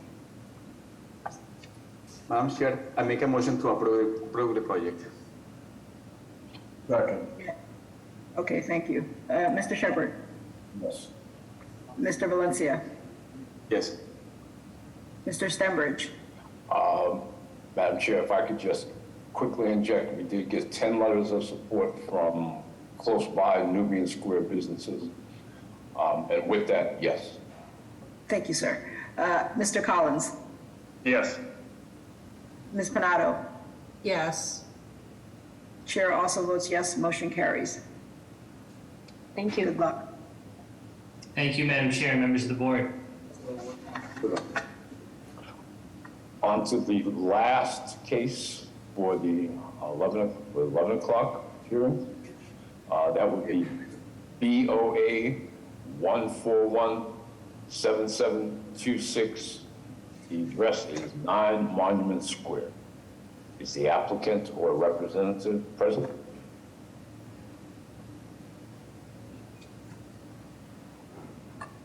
Francis, do you know if they're? Yes, applicant, Rob Gatnick. Hello, good afternoon, Chair and Board. Thank you. Can you quickly let us know what the proposal is and what the violations are? Keep it very quick. This is 4 violations that were triggered through the filing of an amendment to an existing ALT for an ongoing project at 9 Monument Square in Charlestown. We had filed an amendment to add a roof deck to the building that would be accessed through a hatch dedicated to the top floor unit as a private roof deck to that unit, with only access to it from that unit from an interior stair to a hatch. We also did a reconfiguration of the mechanical room, which allowed us to reconfigure the lower level of the space to add a studio unit. The legal occupancy of the building per the ALT is 5 units. The original ALT proposal was for 4 units. But through the reconfiguration, we were able to add this additional studio. The violations that were triggered were, and I'm not sure if design overlay district is actually a violation, but it was called out by the plan examiner. The roof structure restriction, which is standard for Charlestown, forbidden basement units. However, the lower level of this building had been utilized as living space prior, and the floor area ratio excessive. Through this reconfiguration of the mechanical room, we've actually increased the FAR from the existing non-conforming FAR of 2.38 to a proposed of 2.54, so a 0.16 increase, or a total of just under 500 square feet of living area increase through the reconfiguration of the lower level and the redesign of the stair leading to that lower space from the first floor. The studio unit would have direct access from Monument Square directly in. It has its own separate entrance. The space is more than 50% above grade at that portion of the building. The back portion of the lower level is actually part of a duplex unit that comprises of the first floor plus that back portion of the lower level. Thank you. Any questions from the board? Okay, may I hear public testimony? Francis, is there anyone? No raised hands, Madam Chair. Madam Chair, members of the board, Sean Breen with the Mayor's Office of Neighborhood Services. An abutters meeting was held on December 14th for the applicant. It was well attended. That being said, our office did receive only one letter of support with 0 letters in opposition. And with that, we would like to defer judgment to the board. Thank you. Any questions, further questions from the board? All right, with that, may I have a motion? A motion to approve with BPDA design review, and the proviso that they rework the back egress with a rectifying proposed egress. What does it say here? The fourth, it shouldn't rely on connecting to the adjacent property's decks. Could I just add that that we're actually not seeking any kind of relief on that? That was approved by ISD. Oh, it was? Okay. Yes, yep. The 4 violations were NDOD, roof structure restriction, basement unit, and floor area. That other piece was just part of the explanation of the project for the filing of the amendment. I see. Okay, so just approve with BPDA design review. Thank you. May I have a second? Second. Mr. Shepherd? Mr. Valencia? Yes. Mr. Stenbridge? Yes. Mr. Collins? Yes. Ms. Pinato? Yes. Ms. Olivier? Yes. Chair also votes yes. Motion carries. Thank you. Thank you. Good afternoon. Next, we'll move on to the recommendations from 11 a.m. At this point, I will read the case number, the address, and the recommendation from the board at that point. First case number is BOA 1411419 with an address of 234 Parsons Street. That was approved. That was approved by the board of BPDA. Next is case number BOA 1406489 with an address of 40 Park Lawn Road. That was approved. Next is case BOA 1419024, the address being 25 Mendham Street. That was approved with proviso from the BPDA with no building code relief. Next is case BOA 1415445, the address of 34 Sedgwick Street. That was approved proviso to pay attention to dormer style. Next is case BOA 1391409. The address is 47 Arborview Road, and that was approved with proviso by the BPDA to pay attention to the design of the dormers. Next is case BOA 1360530, address of 183 Chestnut Avenue. That was approved. Next is case BOA 1376979 with an address of 11 Sharon Street, which was approved. Next case was BOA 1417648, the address being 47 Melville Avenue, and that was approved. BPDA proviso for design and managing with the garage, matching the garage to the house. Next is case BOA 1407253, the address 144 Elmer Road, that was approved. Next is case BOA 1422640, the address of 9 Dennison Street, that was approved. Case BOA 1364586, to the address of 46 Linwood Street, that was denied. Case number BOA 1370498, the address of 45 Draken Street, that was denied.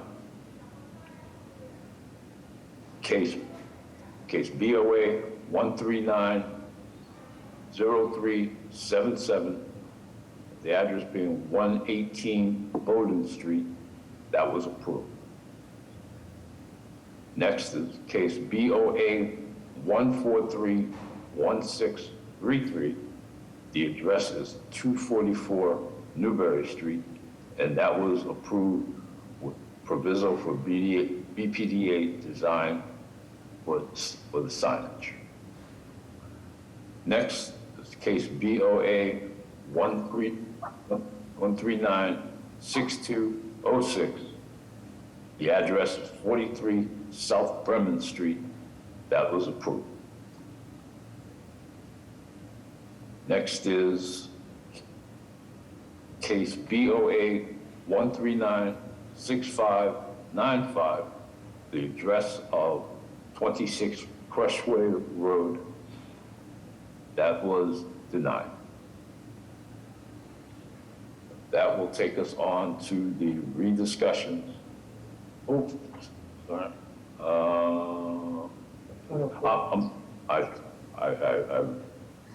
I jumped ahead too soon. Case BOA 1363941,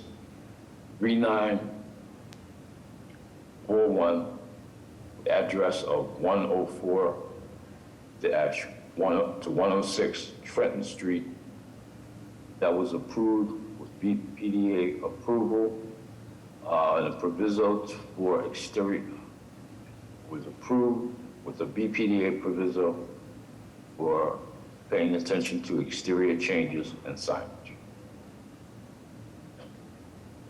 All right, with that, may I have a motion for approval of the recommendations from the subcommittee? I'd like to make a motion for the approval of the recommendations for the subcommittee. Second. Mr. Shepherd, Yes. Mr. Valencia, Yes. Mr. Stenbridge, God. Do it again. Yes, sorry. Mr. Collins, Yes. Ms. Panado, Yes. Ms. Olivier. Yes. The chair also votes yes, the motion carries.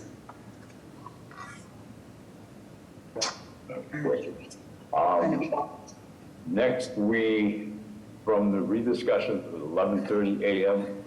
for case BOA 1183277, the address of 68 Rose Street, that was deferred.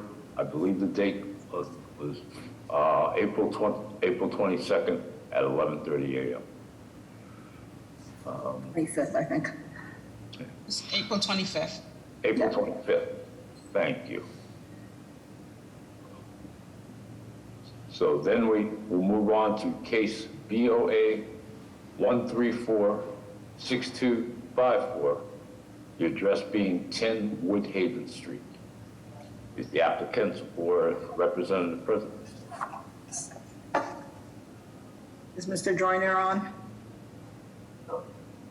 I'm just going to remind all applicants, we do still have a pretty full agenda. If you could focus on the most germane slides, that would be helpful. Thank you. I don't have a Joyner here, Derek Joyner. I see him in the chat saying he's here. I think he needs to be elevated to a panelist. I'm missing him. Oh, I'm sorry. Derek, okay. Derek? You need relief from the Board of Appeals. Derek? 45 days. You're a panelist. Hello, can you hear me? Yes, we can. Okay, good afternoon, Madam Chair, members of the board. My name is Derek Joyner with Joyner Development, 119B Rentham Street, Dorchester, Mass. 02124. We're proposing to build a two-family home with 4 off-street parking spaces. These 2 condo units will provide home ownership opportunities. There's only one zoning violation that we're seeking relief for, and that one violation is the use forbidden. That's because we're proposing a 2-family and a 1-family sub-district. Now, as shown in the proposed plans, Unit 1 has 1,550 square feet of bi-level living space. There will be 2 bedrooms, 2 bathrooms with an open floor plan on the main floor. There will be a family room and study room in the basement.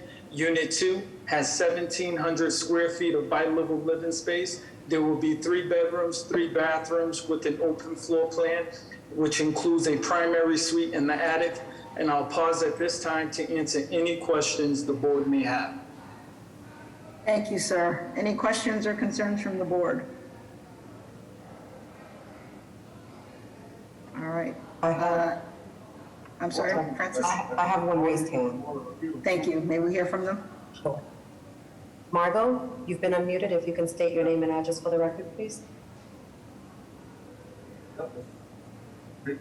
Margot? 635. Okay. 47. Counselor Arroyo's office. Hello? Can you guys hear me? Yes, we can. Eric, go first. Yep, sorry, I didn't know if you guys could hear me. I was having a bit of a technical difficulty. Can you guys see me? All right, yep, it's just failing to start the video, it doesn't matter. Good afternoon, Madam Chair, members of the board. Eric James, the Mayor's Office of Neighborhood Services. The applicant for 10 Woodhaven had an abutters meeting on September 20, 2022. They met with the Woodhaven Colbert Regis Neighborhood Association, and the Greater Mattapan Neighborhood Council. The Greater Mattapan Neighborhood Council is recommending adhering to the recommendations by the Woodhaven Colbert Regis Neighborhood Association. WCRNA is stating the following concerns. So they are concerned about the trustworthiness of the owner to follow through on the plans presented to them. In the past, the owner has expressed interest in developing an adjacent apartment unit for his daughters, yet the current plan is for marketing two condominiums. They believe that there's no guarantee that the units will be sold as represented. Also commitment, can you guys hear me? Sorry, yes. No problem. Also, a commitment to diversity and advertising the units as for sale. They're concerned about the current neighborhood workforce demographic, as it's not excluded from that they're not excluded from an opportunity for affordable home ownership. And then they're also worried about the impact of condominium development on current property values. The precedent for owners with similarly sized parcels to pursue condominium development is being reinforced in lieu of single and 2-family homes. So they are recommending that the ZBA ask for the following provisos regarding the plans that assure the following. The scale of the condominiums do not exceed adjacent homes on Woodhaven Street and Colbert Street. The setback from Woodhaven Street equals neighboring properties and ZBA guidelines. The large rock formation be removed without damage to the properties. A management plan for its removal be included in the plan, and the landscaping be reviewed, not just the pavers. So at this time, we have 2 letters of support, 1 letter of opposition for this project, and the Mayor's office would like to defer to the judgment of the board on this matter. Thank you. Thank you. Good afternoon, Madam Chair, members of the board. Jordan Frias here from Councilor Ricardo Arroyo's office. We'd like to go record in support of this proposal. Thank you. Thank you. Any other raised hands, Francis? Yes, Margot? She's. Sorry, it's Please. not about this project, Okay. Okay. so it's All right. Anyone else for No, Woodhaven? that's all. Okay. With that, any additional questions from the board? If not, may I have a motion?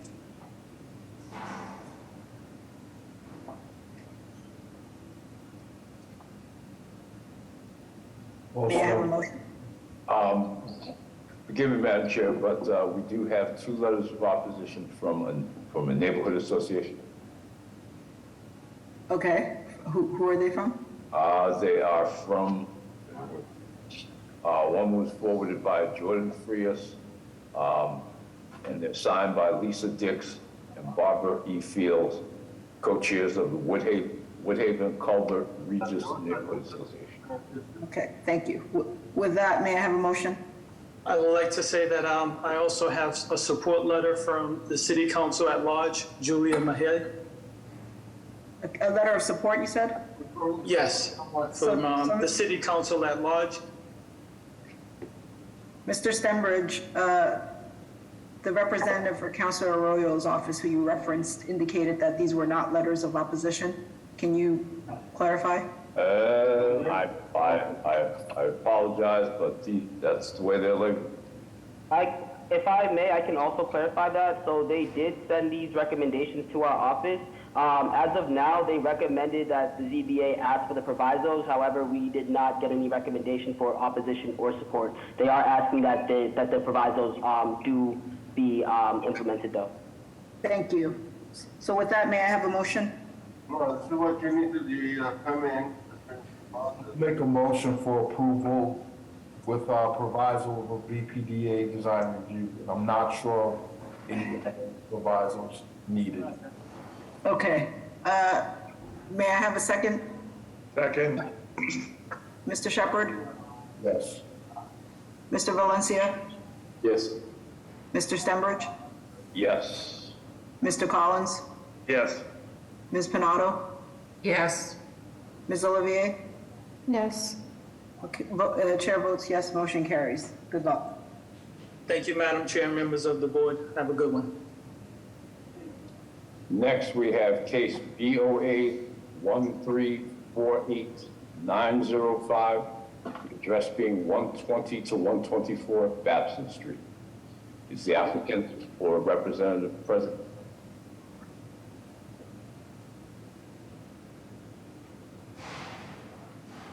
Francis, is anyone here to represent 120 Babson? I didn't have anyone check in for that. 120. Cliff, is your hand up for this project? Yes. Yeah. Are you the presenter? Well, I myself and the architect are on here. Okay. Can you identify yourself and your address for the record? Can you hear me? Yes, we can. Cliff? My name is can you Clifton Lewis, and I'm representing 120 Babson. Hello? Yes, we can hear you. Can you please briefly let us Okay, know? and I'm representing 120 Babson Street. Yes. Are you able to see the screen? Can you briefly walk us through the presentation? It just focus on the Yes, the highlights. architect is also on here. He will be representing. Ask him to give me power, Cliff. Yeah, he needs you guys to give him access. What is his name, Cliff? Fred Manigat? Jonah Manigat. Okay. I asked earlier to be put on. I don't see a joiner. Yeah, we've been on since 9:30. So I could see his name earlier on it. Okay, I don't see him on here now. Did he log out? Okay, perhaps we should move forward, and when he rejoins, we can circle back to this. Mr. Stenbridge?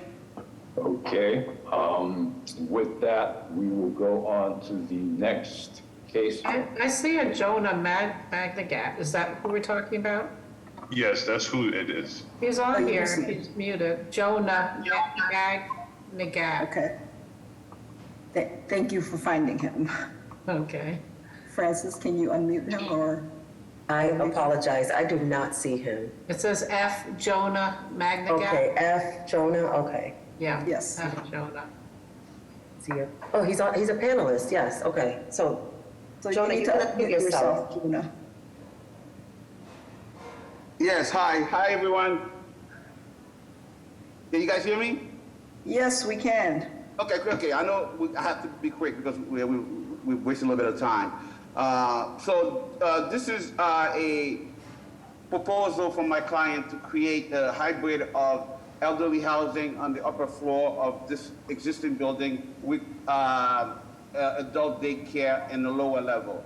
A little bit of background, my clients have currently operating 2 adult daycare in the city of Boston, and they are very successful. So what they're trying to do is maybe consolidate some of their programs into this building with the residential units above. So what we're proposing is 14 units of a mix of studios and 1-bedroom elderly housing on the upper 2 floors, with the adult daycare on the second floor.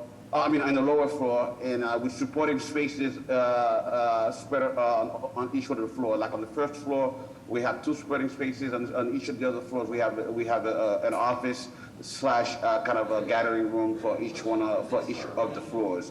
For the site plan, we're proposing some parking spaces and some green space, some area for the residents to relax during the spring and summer months. We're proposing to add an elevator to the building, which currently does not have. We're also proposing to add a couple handicap accessible ramps, one at the front and one on the side of the building. Currently, the building is a vacant building that has not been used for, I would say, for a few decades. Right now, there's a lot of dumping happening on the site. It's a big issue for the neighborhood, and I think our proposal is looking to actually bring some life to this building and make sure that it's also bring some much needed elderly housing to the neighborhood. Sorry, I went pretty quickly, but because I know we're kind of running out of time. Thank you, Jonah. Are there any exterior improvements being made to this? The only exterior improvement we're making is we're adding a couple handicap accessible ramps and of course some landscaping work. Okay, the building thank you. itself will remain its character. Yes. Great, thank you. Thanks, Ms. Panato. Any other questions from the board? We don't have BPD recommendations, right? Not that I see. Is Jeff here? He's off. Any other questions from the board? Okay, with that, may I have public testimony? Good morning, Madam Chair, members of the board. Eric James of the Mayor's Office of Neighborhood Services again. The applicant for 120 to 124 Babson Street had a butters meeting on September 1st, 2022. They met with the Greater Mattapan Neighborhood Council, which is requesting that they defer to April to allow for the applicant to present to their zoning committee in March.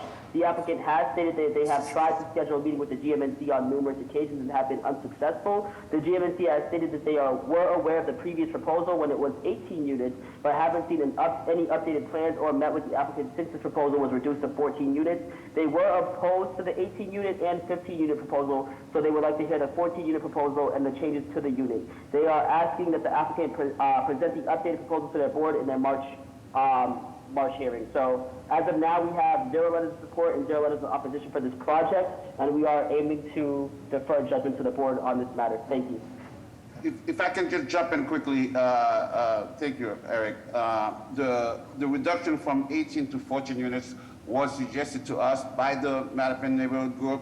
So that's why we went into that direction, because I figured it would be easy, much better received from 18 to 14, and I think what we are hoping to do is to maybe get approval, which will provide so that we get their support if needed. Thank you. Any other raised hands, Francis?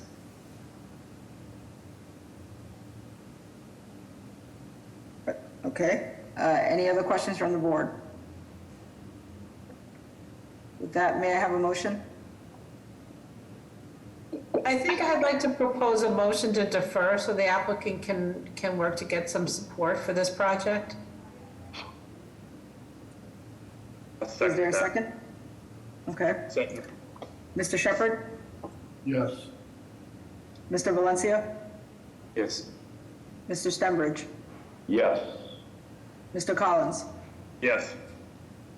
Ms. Pinato? Yes. Ms. Olivier? Yes. Chair also votes yes, the motion carries. Thank you. Good luck. Do we have a date, Mr. Stenbridge? The earliest date is April 25th at 11:30. Is there any chance that we could get something sooner? I want to just stress to the board that, you know, my client has lost quite a bit of time. So I think that's the earliest, and what I also heard was that there was a request that you go back to the neighborhood association in March.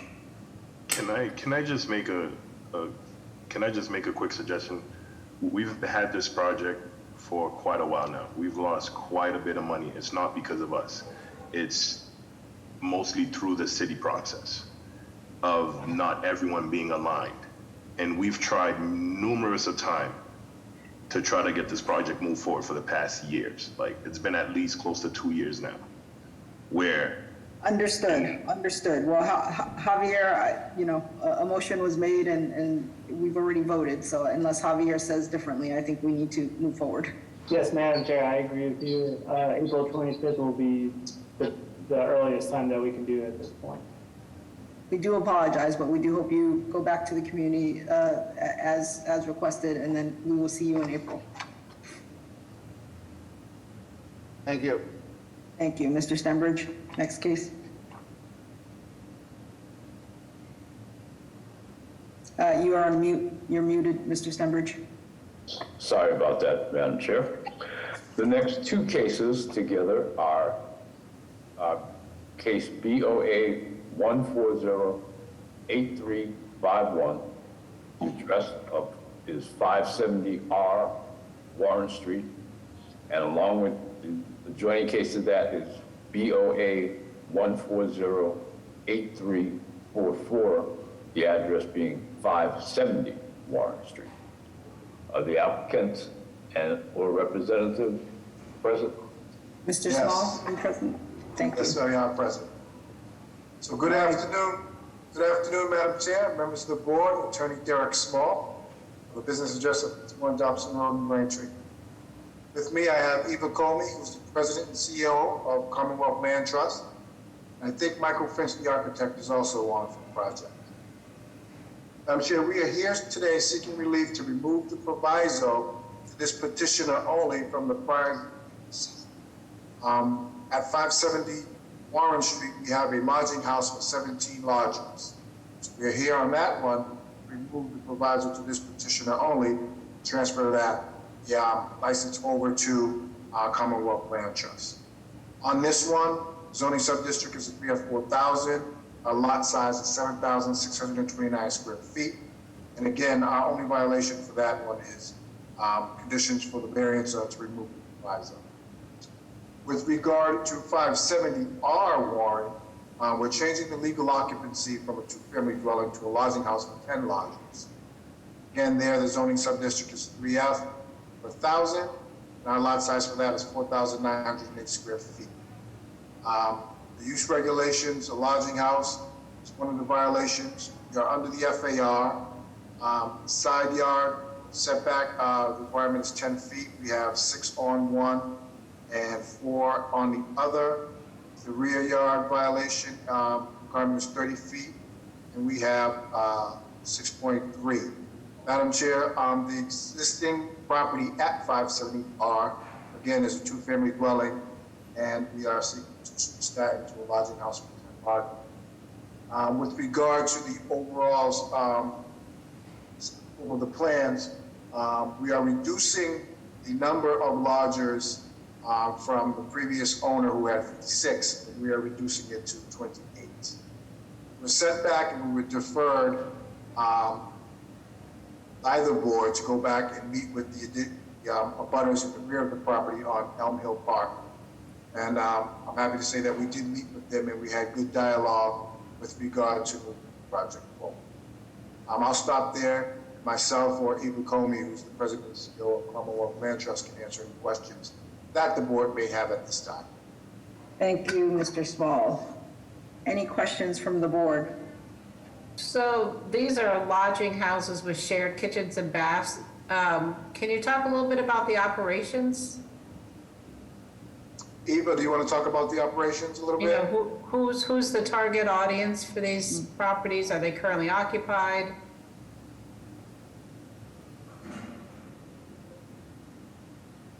I don't know if you're allowing CLT to be a panelist. Yes. Eva Comey, CLT. She's in the chat asking to be let in. Yes, I see her. Let me see. I'm looking In the at. meantime, Mr. Small, can you, because we've heard this previously and there was some feedback about community process and community engagement. Can you just speak to that as we await those other folks?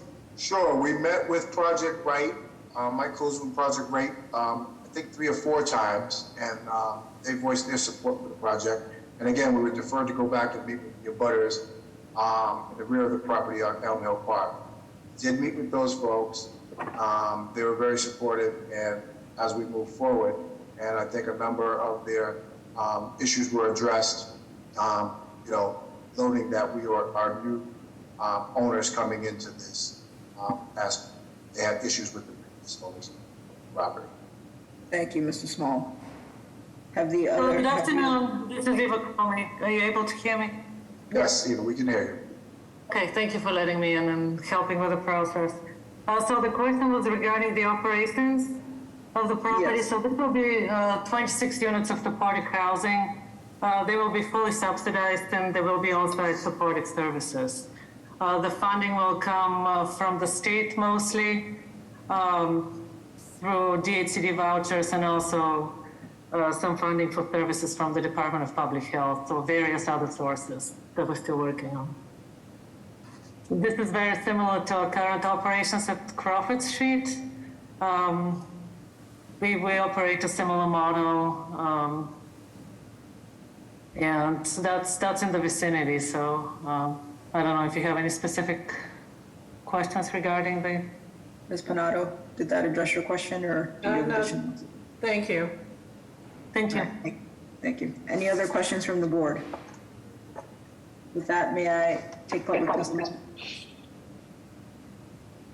Yes, Madam Chair, members of the board, Connor Newman with the Mayor's Office of Neighborhood Services. As you heard from the applicant's representation, they've done extensive community outreach, connecting with neighbors on Interval Street, Normandy Street, Neighborhood Association, as well as the Devon, Normandy, Brunswick Street Neighborhood Association, as well as Project Right. Our office is unaware of any concerns at this time. With that, we turn it over to the board. Thank you.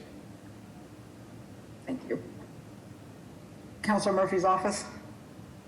Good afternoon, Madam Chair, members of the board. Thomas Mannion from Councilor Aaron Murphy's office. Councilor Murphy at this time would like to go on record in support of this project. Thank you.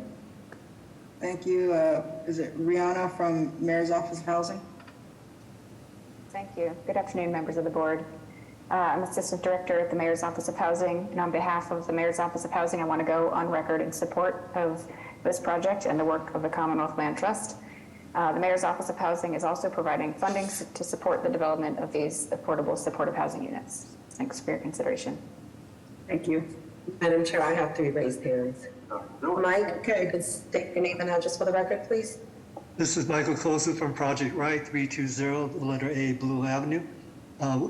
Previously to CLT taking ownership of this, we had 2 problem property owners. And we worked with then Councilor Jackson from 2013, pushing these folks, but they still had 56 tenants in these 2 properties that caused a lot of problems. So we worked for many years trying to address this. So we worked with Commonwealth Land Trust, who became the new owners. The mayor's office had a butters meeting in November 2021. We worked with them. We've done outreach and follow through, working with neighbors, addressing their issues. We thank you for the deferral that allowed more Elm Hill Park Improvement Association residents to be involved. And we look forward to having CLT continue to attend our meetings and if necessary, to attend the meetings at Elm Hill Park Improvement Association for their follow-through. Thank you. Madam Chair, members of the board, Paul Sullivan, City Council, Elijah Michael Flaherty, Council to go record in support. All right, one more you said, Francis? Yes, there's two more. Andrea, you've been unmuted. If you can state your name and address for the record, please. Hi, my name is Andrea Walker. I'm at 24 Elm Hill Park. We are abutters to the property.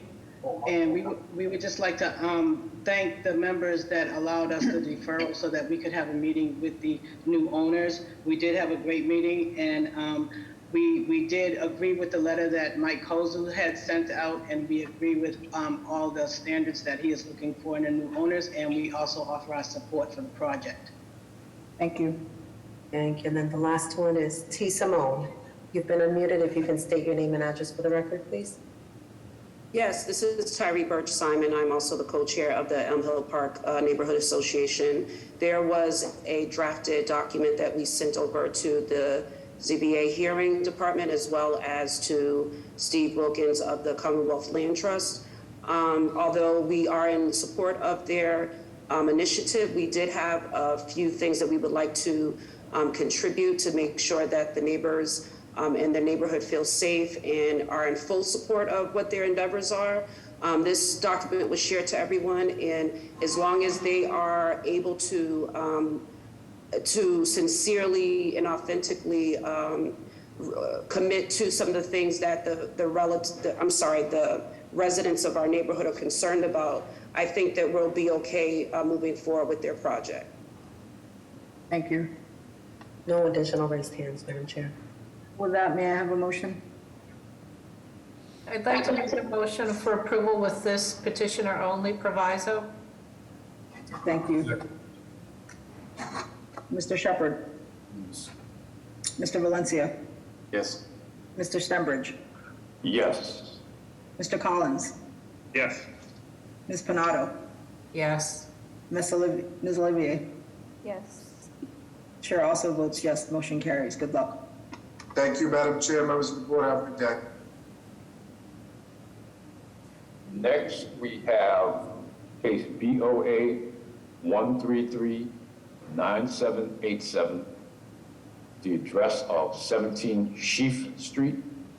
Is the applicant or representative available? Yes, good afternoon, Madam Chair, members of the board. Richard Linz with the business address of 245 Sumner Street, East Boston. Thank you for your time and patience today. Members of the board, I know it's a long day and you have more to go. I will be as brief as possible with a very straightforward proposal. This involves a pre-existing multifamily building in the north end section of the city of Boston. Our proposal is a very straightforward, simple change. The first and lower level are part of one unit. We are proposing to divide that space into two units by changing existing living space in the lower level to an independent unit.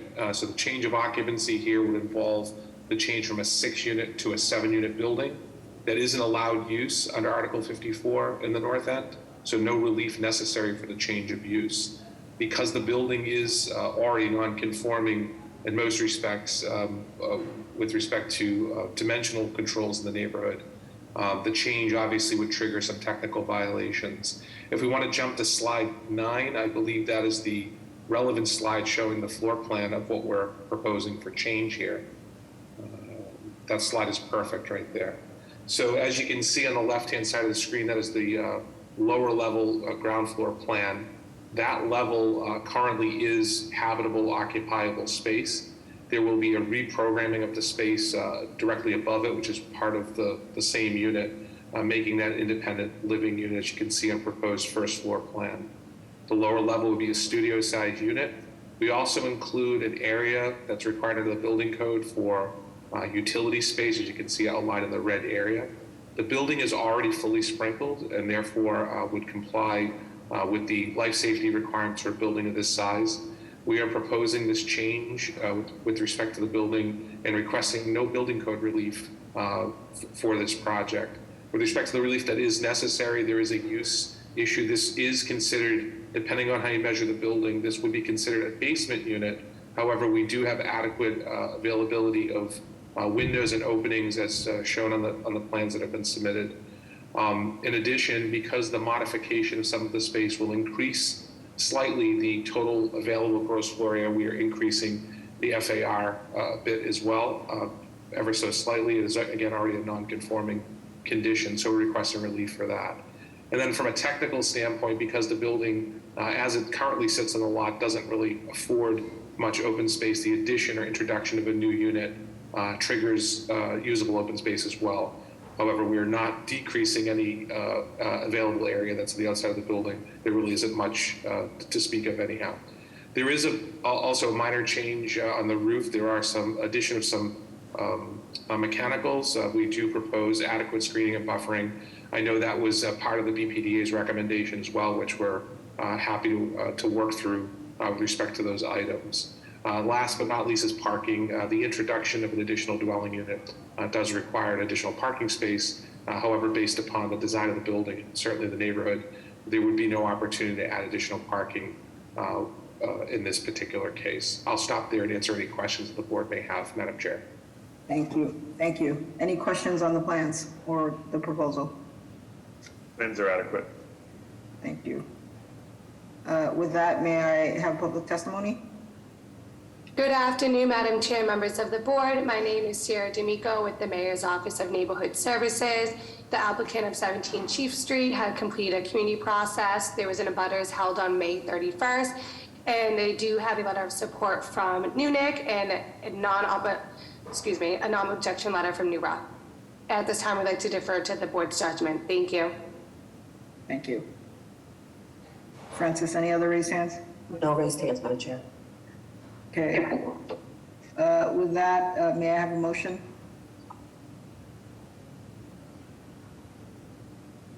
Motion to approve with BPDA design review, special attention to the roof deck and the screening. May I have a second? Second. Madam Chair, can I add the no building code relief? And no building code relief, yeah. Okay. Mr. Shepherd? Yes. Mr. Valencia? Yes. Mr. Stenbridge? Yes. Mr. Collins? Yes. Ms. Panado? Yes. Ms. Olivier? Yes. Chair votes yes, motion carries. Thank you very much. Have a great day. Thank you.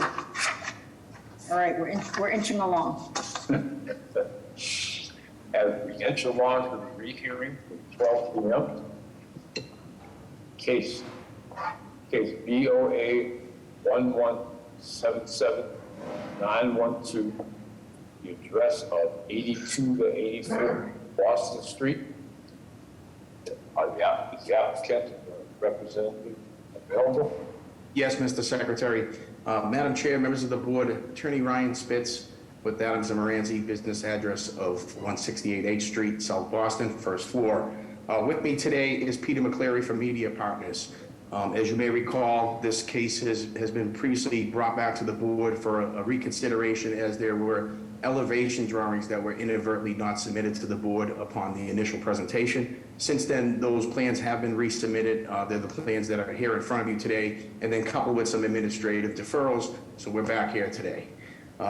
This is a proposal a conditional use permit to construct a 14 feet by 48 feet single-face digital billboard freestanding pylon to the rear of the property of 82 through 84 Boston Street, overlooking Interstate 93, which is owned by the Polish American Citizens Club, a nonprofit organization. We understand and respect the city's position on billboards, but this is a unique proposal that would also assist in the city's vision of decluttering billboard signs in residential neighborhoods by committing to remove existing billboard locations from our residential neighborhoods in consideration of adding one digital face billboard overlooking Interstate 93, a location where billboards should be and not within our neighborhoods. The locations being identified for removal are one, the Strand Theater, which is located at 543 Columbia Road, and another location of 43 Preble Street, which will remove 4 faces from these residential neighborhoods in a combined total of removing these 2 locations. The Strand Theater was permitted back in 1918, which had permits for 2 signs, approximately 12 feet by 24 feet. And now, as you can see it here today, it has been combined into one enormous sign at 20 feet by 50 feet. Mr. Spitz, should we be advancing slides? You're talking about the Strand Theater? Yes, we don't have the locations of the ones that are being removed. Okay. These are the ones that are being removed. The Okay, elevation thank you. drawings here you'll have different sightings from different angles that was requested previously from them. Well. Okay. So the Preble Street location was permitted back in 1945, which has 2 sides to the sign. So again, those are 12 feet by 24 feet. Further, we would request a proviso that if this is approved from this board, that a permit will not issue to build the billboard on the Polish Club at 82 Boston Street until those commitments of those locations have been officially removed and they are down completely and entirely. The uses are forbidden, which would require the board to grant the conditional use permit. If approved by this board, the proponent would also have to further engage the Conservation Commission for review on air right open space, as well as seek the state approval for outdoor advertising. By way of history, this address is the home of the Polish American Citizens Club, a nonprofit organization that has been in existence for over 81 years and a vital part to this Dorchester community that is referred to as the Polish Triangle. Again, the billboard is located in the rear of the property overlooking Interstate 93. To the right of the property, there are a couple of abutting parcels, as you can actually see in this image that you have here. So if you're looking at the image head on to the left, that is Rawson Street. There are only residential neighbors to have any sighting of the billboard, which is minimal. The view from their properties would only be the side of the sign and not a head-on view.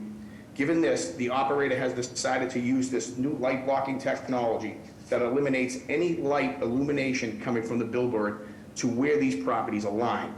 Peter McCleary is here with me today, so after I finish my sentiments, if you have any specific questions relating to that light blocking technology, Peter will be happy to answer them.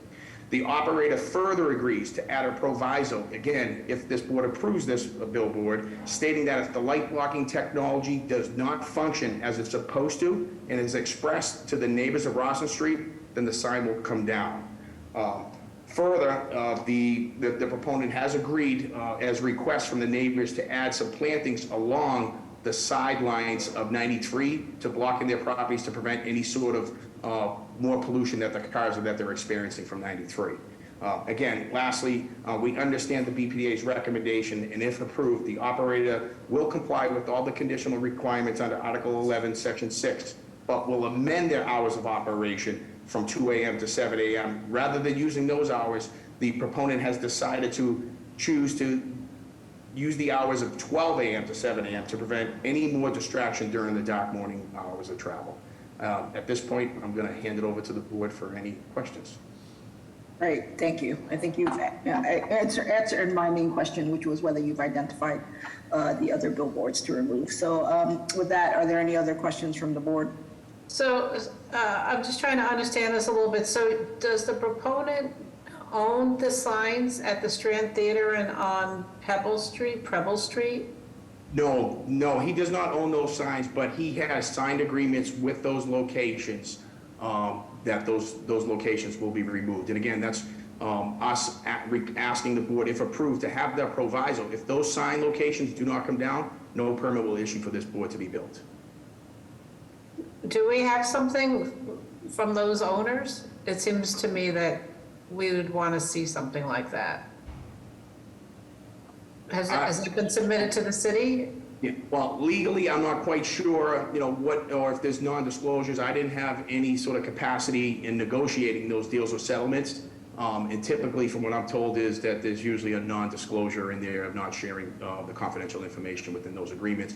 So I thought it was important to have a proviso added into there stating that if those signs do not come down at all, then this sign doesn't get built. But you don't own those signs, so you can't commit to them coming down. You just... The operator, Media Vision. Peter, you could probably comment a little bit more on this. If we have agreements with the property owners who are the landlords, the signs are on leases that are no longer, their term is expired. So we're compensating these two property owners. For as long as the billboard is up at the Polish Center, they will be paid a sum of money that we have negotiated and agreed to, so that they're not hurt economically by, this project. And we've worked, and I've listened to some public meetings in the city of Austin just 2 years ago when there were numerous mentions of how the redevelopment authority took over the Strand Theater, put millions of dollars into it, and yet they still have this huge, ugly billboard in a neighborhood where it really shouldn't be. So we targeted that because it was difficult and expensive. And we have agreements to take them down. And as Attorney Spitz has said before, this is a very expensive sign. We have said if the light blocking doesn't work, then we will remove it. And that will be a proviso to any permit that we get. Okay, thank you. And then I'm not intimately familiar with the billboard requirements, so just tell me perhaps what doesn't comply about this sign with the billboard requirements. So the BPDA, I know Jeff Hampton is not here, I'm sure he could comment more. So the BPDA's requirements, they've dedicated and committed certain areas of having these signs, right? And the whole intentions of the BPDA was to keep these out of our residential neighborhoods and overlooking places in certain areas, just like overlooking 93. However, this is one of the locations that was carved out as that it was a forbidden use, and that's why we're here today requesting the conditional use permit requirement of the sign. Okay. Thank you. Any other questions from the board? Okay, with that, may we have public testimony, Francis? Yes, Madam Chair, members of the board, Connor Newman with the Mayor's Office of Neighborhood Services. At this time, the Mayor's Office would like to defer to the judgment of this board. There's been a long community process, and throughout we've heard a variety of opinions on this. We've received letters of support from several civic associations, the Andrew Square Civic Association, McCormick, as well as the Polish Triangle Union. Those who are in support cite this opportunity to remove other billboards in other parts of the neighborhood, as well as keep the social club in this part of Dorchester. We've also received letters of opposition from abutters concerned regarding light pollution, which I'm sure you'll hear from some of them today. As I said before, we've had a variety of opinions. The board should have access to those letters. At this time, we'll defer to the judgment of this board. Thank you. Thank you, Mr. Newman. Francis, any other raised hands? Yes, Madam Chair. Dwayne, you've been unmuted. If you can state your name and address for the record, please.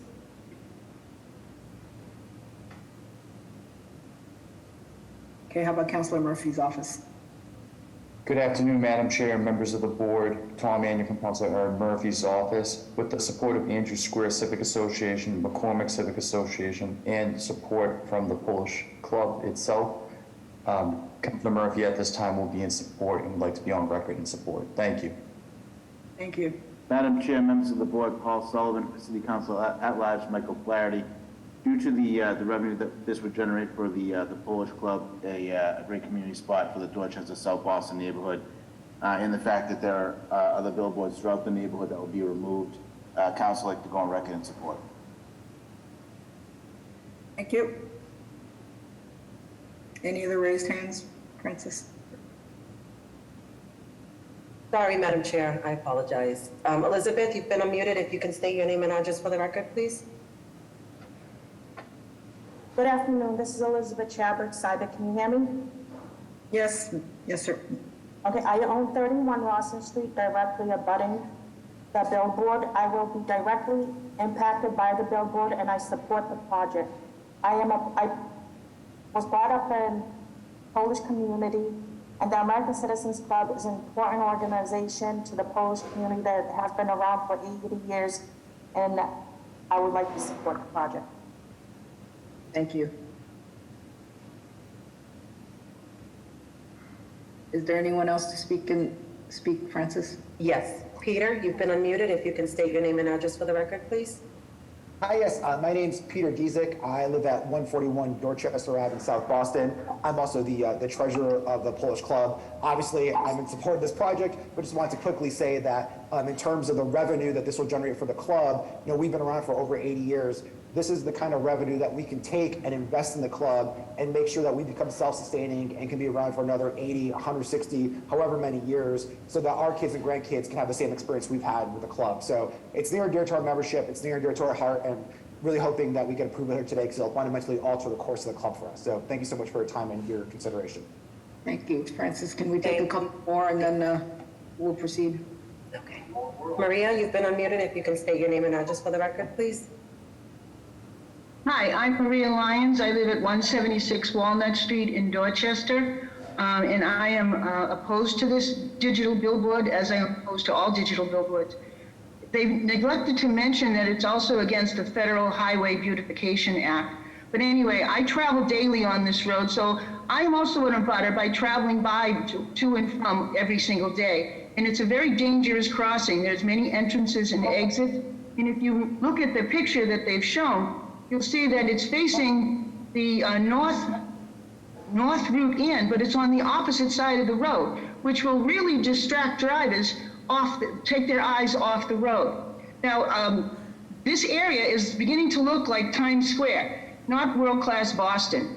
It's digital graffiti. It's ugly, it's annoying, and it distracts driver. There is no rule that allows a digital billboard to be taken down because they're taking down static billboards. This is just fabricated by the billboard industry to get what they want. And in fact, if those old billboards are grandfathered in, and if the city said today they want them down, they could take them down. There's no need to make any deals. Now, the previous vote by I'm the only one here speaking, so the previous vote by them was no. Please say no again. Popularity of it's a great club, but popularity or economic need does not create a hardship. It is necessary for you to find a hardship exists before you grant a variance. Please deny this request. Madam Chair, would you like to hear another one? Or? One more, and then we need to move forward. Okay. Scott, you've been unmuted. If you can state your name and address for the record, please. Hi, thank you, Madam Chair and the board. Scott Hefferman from 24 Rawson Street, number 7. My concern is with the light pollution and really wanting to see more specifics about the remediation efforts.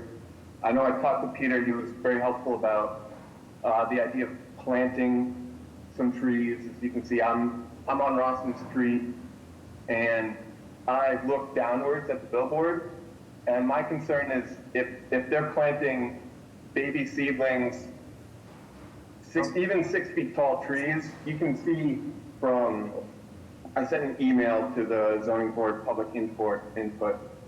So if you have my email from the 10th of January for the last hearing, I look down from the 4th floor at this billboard, and I can see very clearly the area where the billboard will be placed.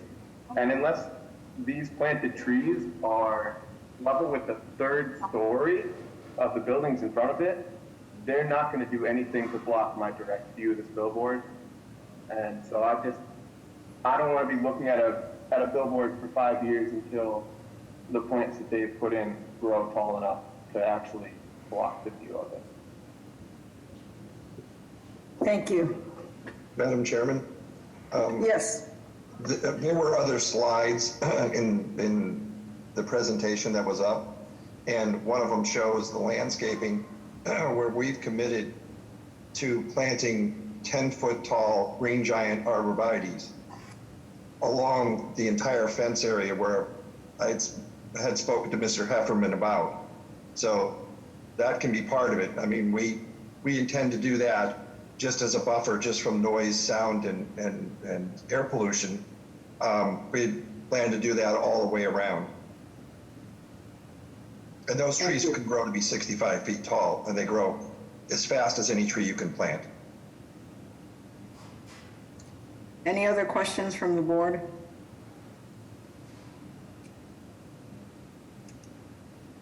Okay. May I have a motion?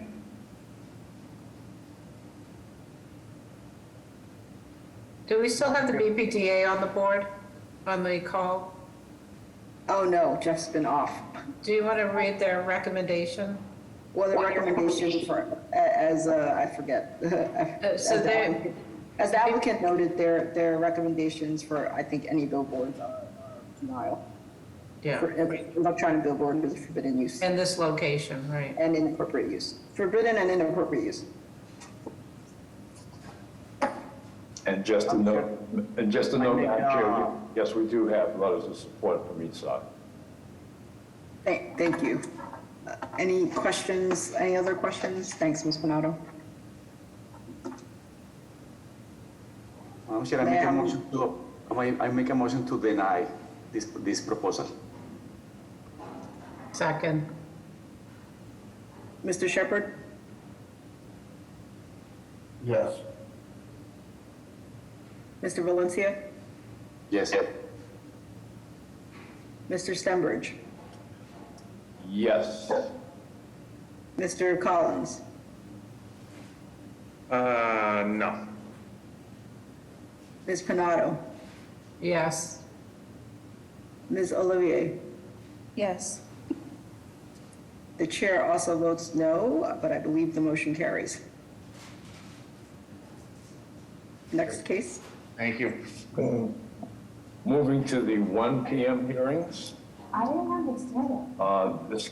The case is BOA 1422396, the address being 225 Lamartine Street. Is the applicant or representative present? I don't have anyone checked in for that one. Okay, Mr. Goodman seems to be here, if you can unmute him.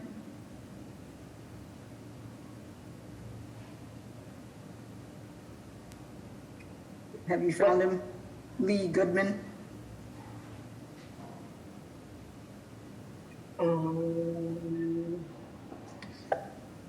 Why am I not seeing him? I don't know, but he's on. Okay, I do. Okay, I see him here. Sorry about that. Thank you.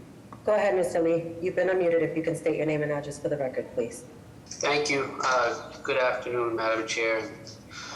My name is Lee Goodman, 1705 Columbus Ave, Boston, Mass. 02119. I'm here on behalf of my parents who live at 225 Lamartine Street.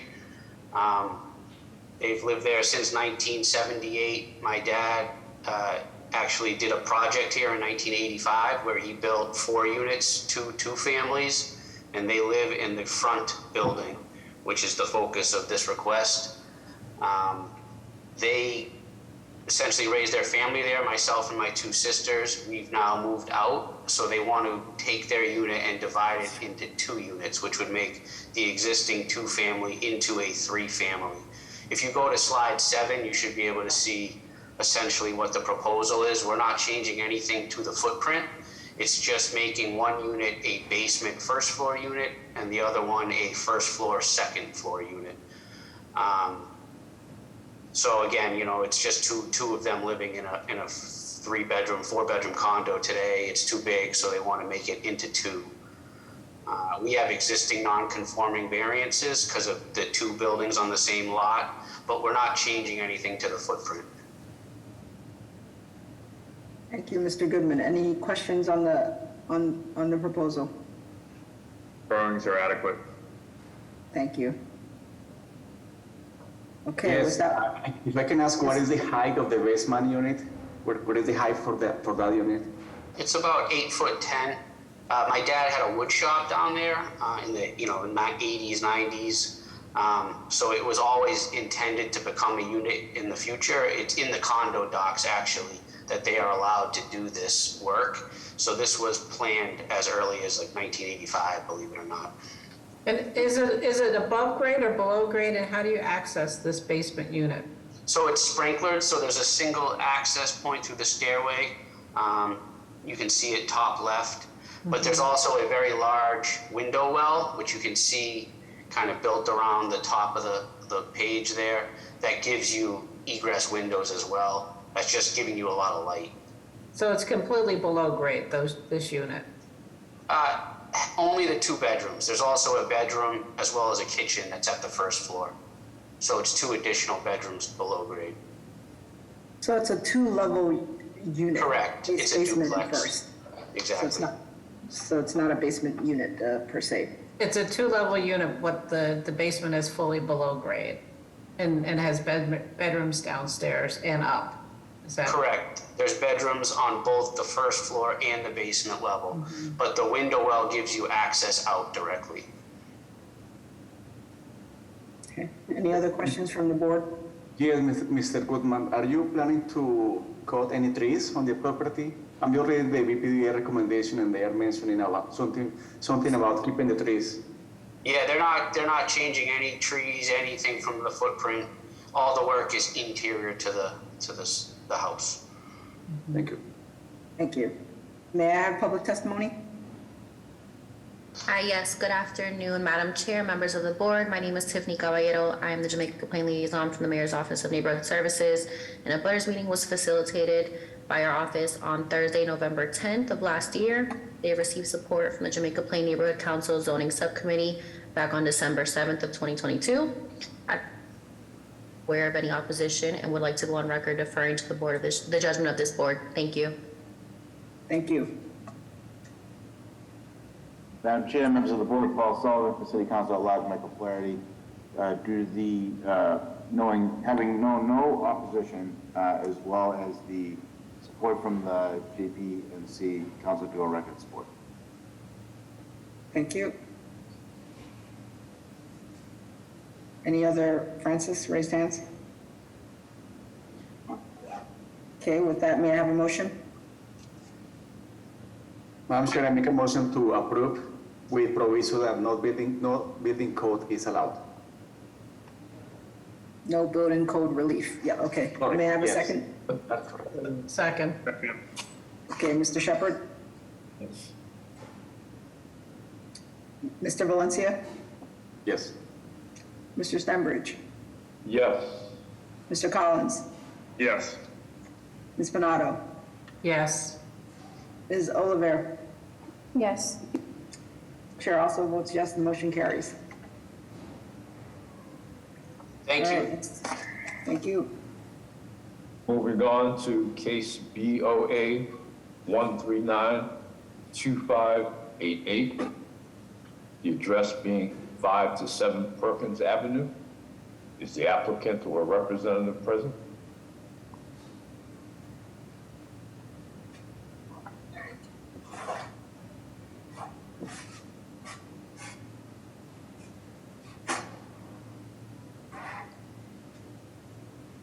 Anyone present for 5 to 7 Perkins Avenue? Okay, if not, let's keep moving on. We can circle back. Madam Chair, I may suggest you can dismiss without prejudice if you like, but we could wait for the end, if that's your call. I'll entertain a motion for denial without prejudice. Okay, excuse me for one, I'm sorry about that. I see 5 to 7 Perkins Street is up. This is Attorney Joseph Feaster. Oh, okay, that's you. Okay. No, yeah, I, unfortunately, you people let me quiet that one down so I can speak to you. Okay. Fine, do apologize. It's okay. It's a long day, Mr. Feaster, as I'm sure you know. Take this out.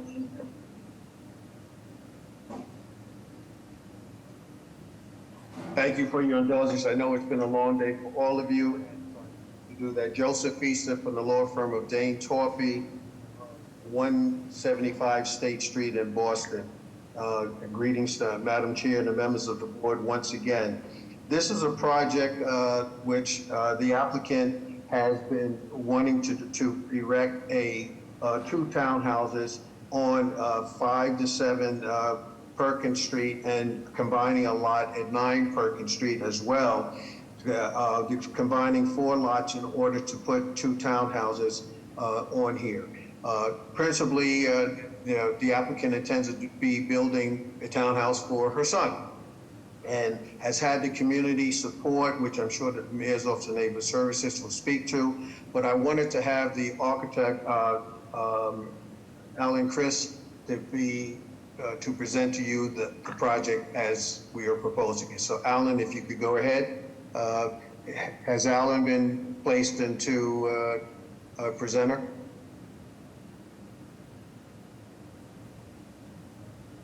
Yes, he has. Okay. Alan? Go ahead.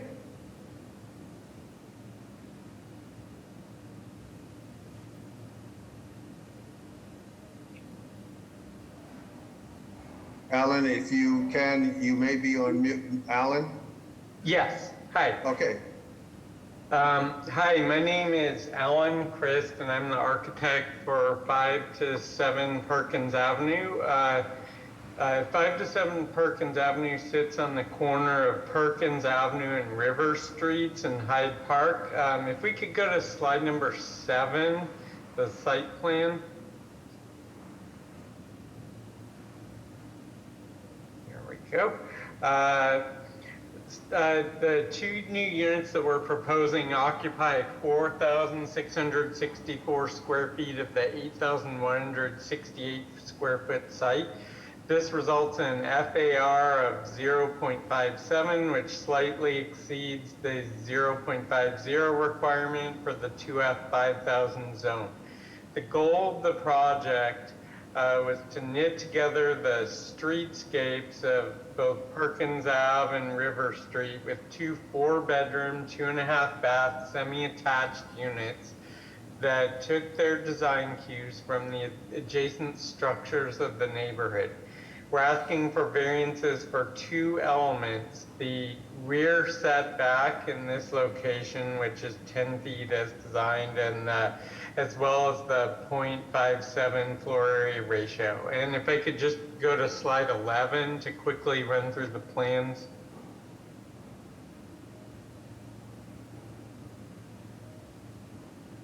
Oh, keep going. Next slide. Okay, the plans here, it's 2-story semi-attached units, each with their own garage.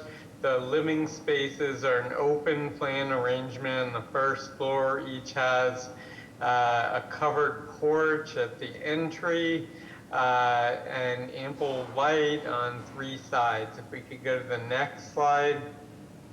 The second floor plan, we have the 4 bedrooms, the stair here, and then the 2 bathrooms. So it's a fairly simple arrangement with a party wall between the 2 units. If we could go back to slide, I'm sorry, these are out of order. Slide number 4, context. There we go. Oh, nope. The one with the pictures. There. Okay, the intent of the design is to create aesthetic continuity with the adjacent structures. The use of gable roofs and clapboard cladding is prevalent in the area, and the design seeks to create aesthetic continuity in the area through its material palette and facade articulation, which incorporates red clapboard cladding that relates to the color palette of the existing 9 Perkins Avenue house, while utilizing red board and batten cladding at the double roofs for each house. So if you could go to slide 3, the street elevation.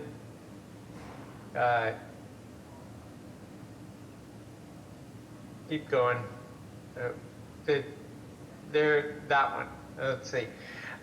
So here you can see the street elevation, where we have the clapboard cladding below here, and then the double gables on each house here with board and batten cladding that is evoking the articulation of the existing adjacent 9 Perkins Avenue home.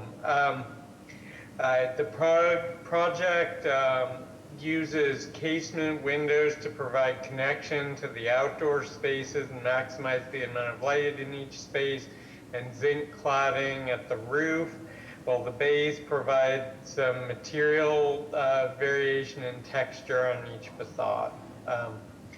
The project seeks to add to an active and varied streetscape in the area. If you could go back 1 slide for the rendering. Other way. Oop. There we go. Okay. Project seeks to add to an active and varied streetscape in the area by aligning the facades parallel to each street while providing large entry porches for each unit, as well as jogs in the massing and projecting bays at each house to ensure that the scale of both units resonates with the scale of the adjacent houses. The garages have been recessed a few feet from the main mass of each house and are clad in a muted gray board and batten to ensure that the houses and their associated entry porches read as the primary elements defining the streetscape. We chose not to meet the 40-foot rear setback for the site because doing so would eliminate almost the entire buildable footprint for the property. And we thought it was critical to provide a continuous streetscape at this corner. As a counterbalancing measure, we tried to utilize the larger side yards to the degree possible to provide open space. Thank you for your time and consideration, and I will now pause to ask for questions from the board. Thank you. Mr. Collins, have you reviewed the plans? I have, the plans are adequate. Any specific questions from the board? Okay, hearing none, may I take public testimony? Good afternoon, Madam Chair and members of the board. This is Danielle Fonseca with the Mayor's Office of Neighborhood Services. I hosted an abutters meeting for this project on December 12th of 2022. All the abutters that were present had all positive things to say about the applicants and the project. They've been longtime residents and very active in the community. So everyone at the abutters meeting was in support. They also reached out to the Factory Hill Neighborhood Association. There was no concern there. So at this time, we wish to defer judgment to the board. Thank you. Thank you. Good afternoon, Madam Chair, members of the board. Jordan Frias here from Councilor Ricardo Arroyo's office. We'd like to go on record in support of this proposal. Thank you. Thank you. I have no raised hands, Madam Chair.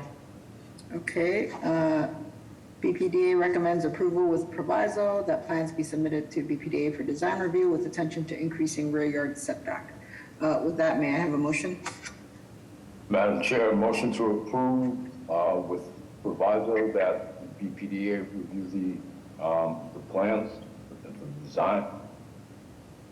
Thank you. May I have a second? Second. Mr. Shepherd? Mr. Valencia? Yes. Mr. Stenbridge? Yes.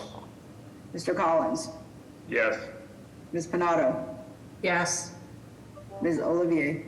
Yes. Chair also votes yes, motion carries. Good luck. Thank you very much, members of the board. Have a great rest of the afternoon, maybe into the night. Let's pray not. Almost there. That's not funny. You can talk to Mr. Sorry, Madam Bernardo. Moving on. Moving on, and let's keep a quicker, brief pace. Case BOA 1337748. The address is 388 to 390 Blue Hill Avenue. Is the applicant or representative present? Yes. Go right ahead. Yes, sir, please. Yes, hi, this is Chris Tomatos. This is an existing building that we had come before the board, I believe it was back in 2016, to legalize the existing restaurant that's there located, as well as another retail store with the 2 apartments above it. So we had to legalize the change of occupancy. We went through a community process with Ms. Santana, and then as well we came to Mr. Cuso. We have another meeting with him as well, where we received community support and went over the plans and the proposal. Okay, Mr. Collins, any questions on the plans? No, drawings are adequate. Any questions from the board? All right, with that, I'm going to take public testimony. Yes, good afternoon, Madam Chair, members of the board. Keisha Santana with the Mayor's Office of Neighborhood Services. And a butters meeting was held, and we met with the local civics where they provided a letter of support from the members of Intervale Normandy Residents Association, and along with Project Right as well. They met with the applicants back in 2016 and submitted a letter of support in 2017. So this project has gone on prior to me stepping into this role, but there is a lot of support from the community, and at this point, we'd like to defer judgment to the court. Thank you. Thank you. Any other raised hands? Okay, with that, okay, may I have a motion? Madam Chair, I apologize. Go ahead, sorry. I apologize, Madam Chair. Is there a raised hand? By mistake. Yeah, there are 2 raised hands. Okay, please.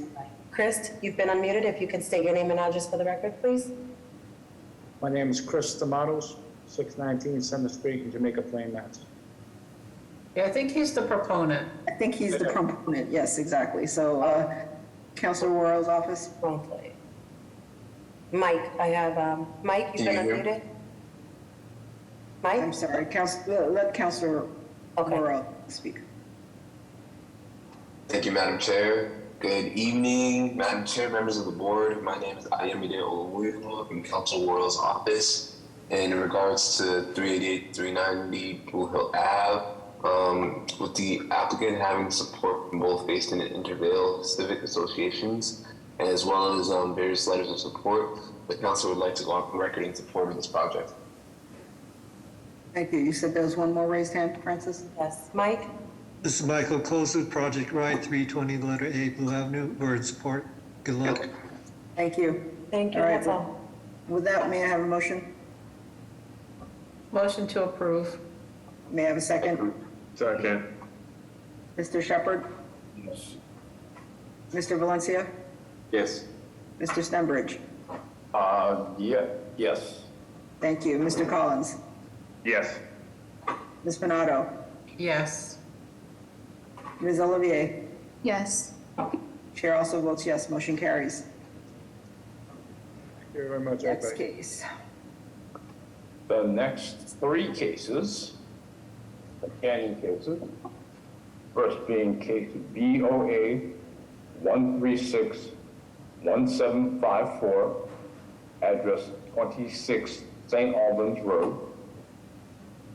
Next being case BOA 1361753, the address of 28 St. Albans Road.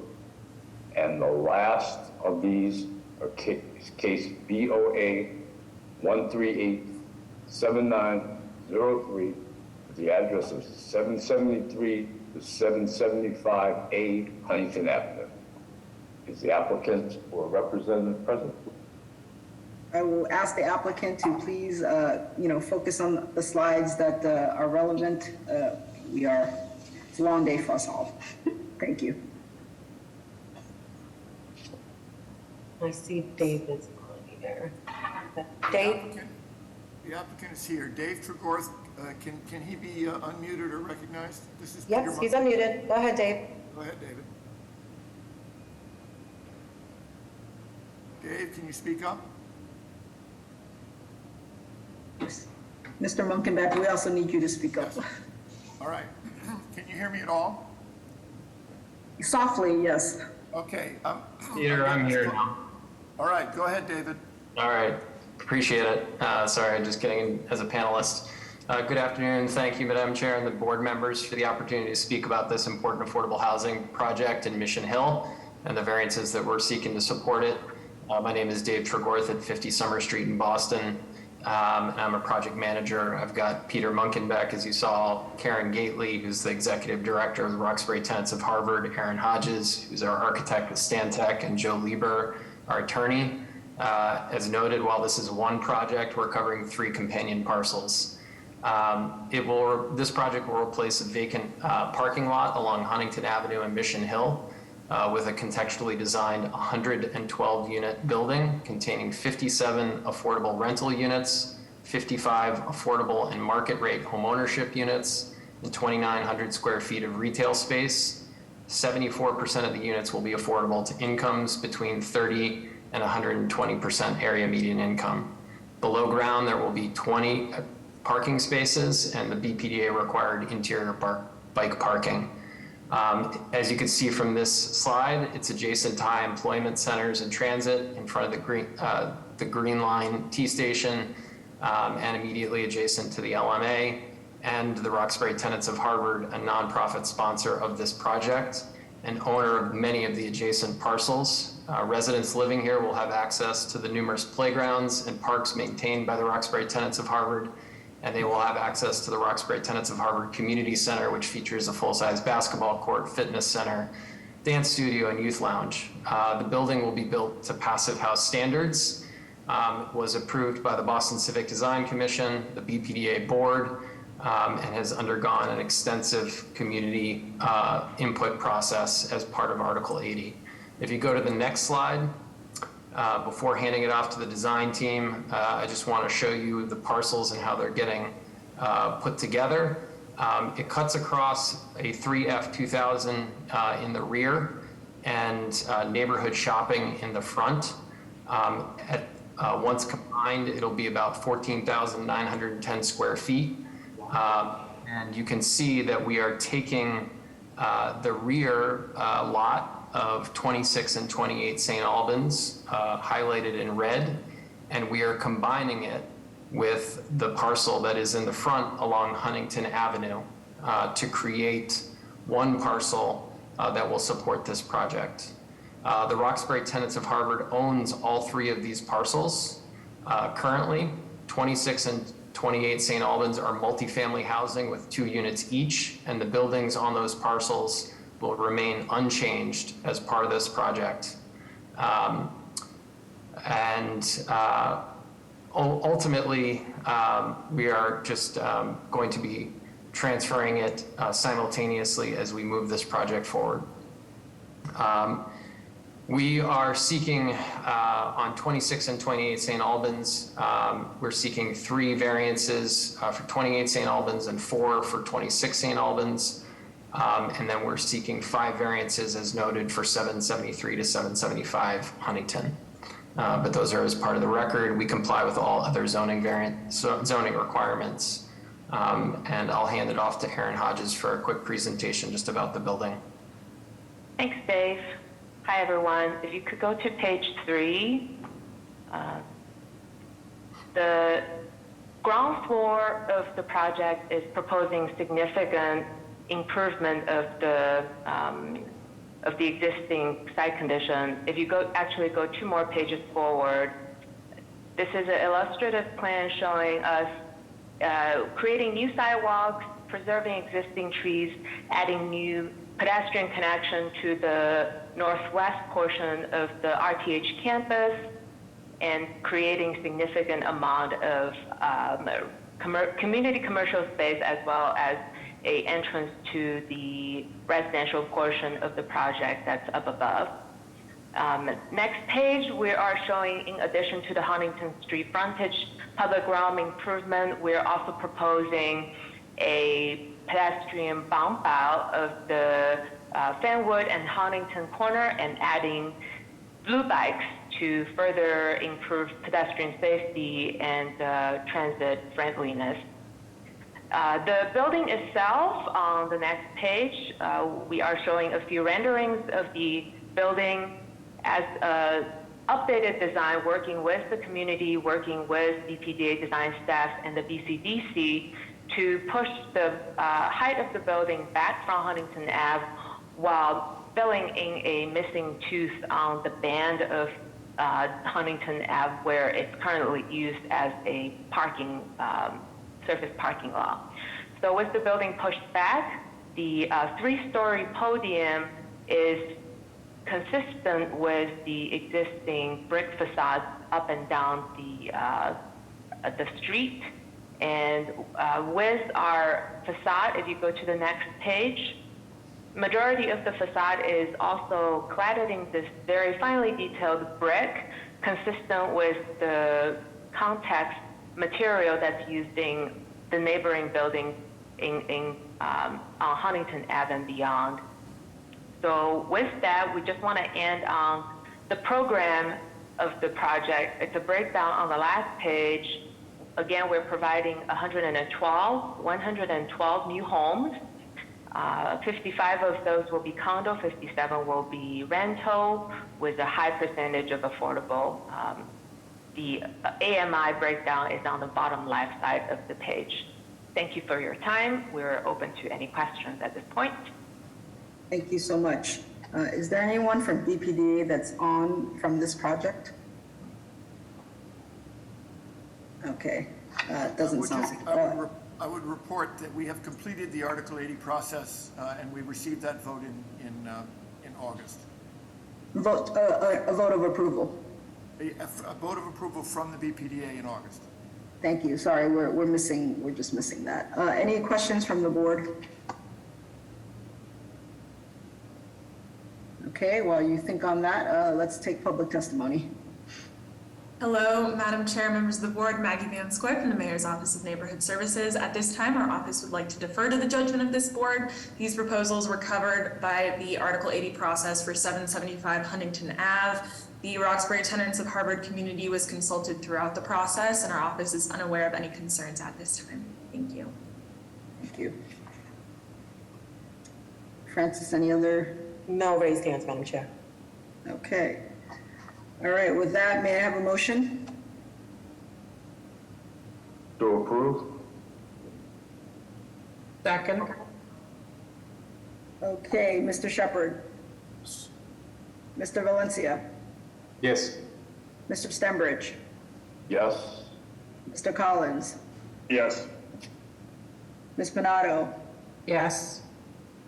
Ms. Olivier. Yes. Okay, the chair votes yes, motion carries. I know it's been a long day, but for the sake of folks' bladders, I'm going to suggest a 5-minute break and we can reconvene. Yay. Thank you all.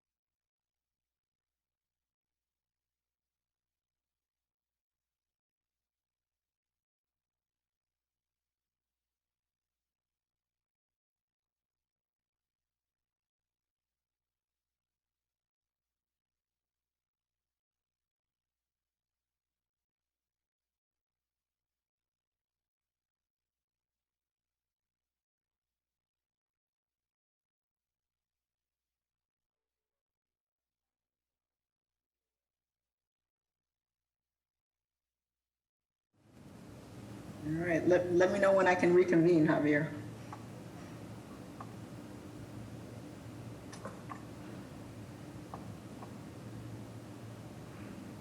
Hey, Madam Chair, this is Javier. I'm not sure if other board members are back yet, but I'll give it a couple more minutes just to be safe. Okay.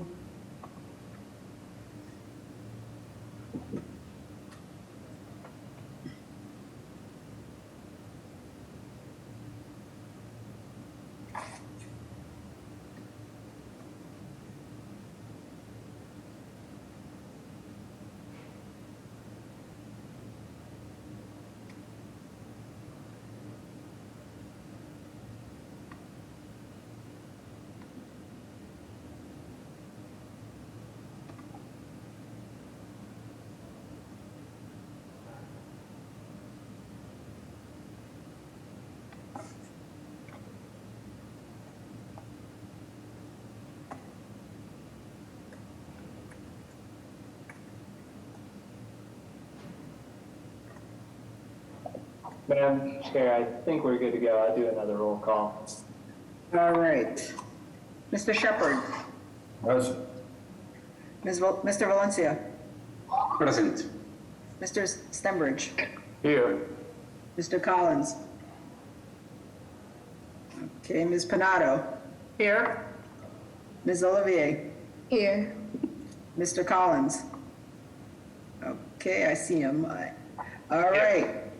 Thank you, Mr. Stembridge. Yes, Madam Chair. Next case is BOA 1422422. Address of 100 to 114 Hampton Street. Is the applicant or representative present? Good afternoon, Madam Chair. Go. Yes, go. Good afternoon, Attorney Joe Hanley, McDermott, Quilty, and Miller, 28 State Street in Boston. Thank you, Madam Chair, members of the board. Here to introduce you to our team and give you a very brief overview, and then have my client go through the presentation very quickly. I am here with Mario Signori, who's the principal of Greenline Craft Cannabis, who is the developer and proponent of this new project. Also with me is Michael Starr, who is the project architect from TWR Partners, and Joseph Carter from Windwalker Group, who worked on the security plan, which you'll see. Just briefly to give you some background here. So this is one of the first ground up cannabis production and cultivation facilities in the city of Boston. It is not a retail proposal. This is for manufacturing, production, cultivation use. Approximately 47,882 square feet in a new building that ranges in height between 58 and 64 feet, which is under the allowable zoning height, with 24 parking spaces. This project, due to its scale for ground up new construction, went through the BPDA's Article 80 small project review process, where we had scoping of its design and its appropriateness, as well as mitigation with respect to the project itself. Approved by the BPDA board in September of 2022. The city also issued a HCA agreement under the cannabis regulations in 2018. And this applicant was before the zoning board in 2009 and approved for this conditional use, but would be what was then proposed to be a smaller structure. We then went back through the process, and what is before you today is the current proposal. We are in the New Market NDA zone, which restricts the use as conditional, again, limited to manufacturing and production. And we are complying with all of its dimensional controls. Need a minor relief for the existing building alignment, which was processed through the Article 80 process, and for the parking, which is appropriate considering this transit location and the various programming that you'll hear in the presentation. Final thing I will say is we have also, in support of this use, worked very closely with, through the process with Windwalker with the community and the BPDA to have a very refined security plan and protocol and operations. With that, I'd like to ask Mario to take you through the presentation very quickly. Mario? Sure. Not sure, can you guys hear me? Yes, we can. If you can walk us through it quick. Absolutely. Good afternoon, members of the board. Can we go to slide 3, please? Great. I'm Mario Signori, the developer. I'll move quickly through this. This is an aerial view of the lot in discussion. As you can see, it is an industrial area with parking lots, industrial recycling, waste management, commercial development to the west, and a small park to the west. Next slide, please. The lot's currently being used for storage construction equipment. It's not contributing to the neighborhood in any way at this time. Developing this lot with our project will create a beacon for Boston to enter the cannabis industry. Instead of jobs and opportunities only open to people that live hours away or that have cars, we are bringing the opportunity right to Boston. Developing this site will create jobs, opportunity, and security. At this time, I'd like to pass the presentation over to Michael Starr of TWR Architecture. Thank you, Mario. If we can go to the next slide, we'll look at the site plan and the first floor plan. As you can see, we pulled the building back from the property line that's dashed there along Hampton and Norfolk to create landscape buffer and sidewalk for community connectivity. We've provided spaces for bike parking near the main entrance. We have landscaping and trees along both Hampton and Norfolk Street there, in addition to the 24 covered parking spots that you could see on the bottom side of the plan there. And on the right side, we have shipping and receiving with bay doors opening towards Reading Street, and where we can back in a 40-foot truck for deliveries and shipments, and still have the ability to keep it out of traffic. So there will be no issues along Reading Street there for deliveries and shipments. Next slide, please. Second floor plan, that's where all the cultivation spaces exist. Next slide, please. So on the top level, we have administrative spaces, production spaces, and a training room on the right side. We have placed the rooftop mechanical equipment in an area that's shielded from all sides of the street so that they're completely invisible from the street, and also will contain the noise on that side of the building as well. Next slide, please. Building elevations show kind of a modern industrial style with a mixture of colors, textures, and materials. We added glazing at every practical location to maximize the visual transparency of the building from the street and enhance the neighborhood aesthetic. Sunshades over all the windows add depth and reduce heat gain and interior glare. Next slide, please. So existing view from Hampton Street. Next slide. And this is a view from the same location showing the north side of the building. Next slide, please. On the opposite side of Hampton as it exists now. Next slide. And as would be constructed there, you can see sunshades, the glazing that's added, contrasting materials and textures, and the trees that have been added to the landscape buffer. Next slide, please. View from Norfolk Street as it exists now. Next slide. And view with the building in place. Next slide, please. And I'm gonna kick it back to Mario to wrap things up. Great, thank you very much. It's not really important for us to have employees from our community, but local employees will be what our company is all about. To do that, we need them to have easy access to work without needing to own a car. We also plan to participate with our employees on best practices for public transportation to and from work due to our central location. This will include incentives to cyclists and people who use public transportation. Next slide, please. This will be a LEED new construction gold performance building. We're working with energy specialists to optimize our electrical use. Besides high efficiency HVAC, LED, and solar panels with automated load controls, we'll also be using water reclamation for our cultivation. Next slide, please.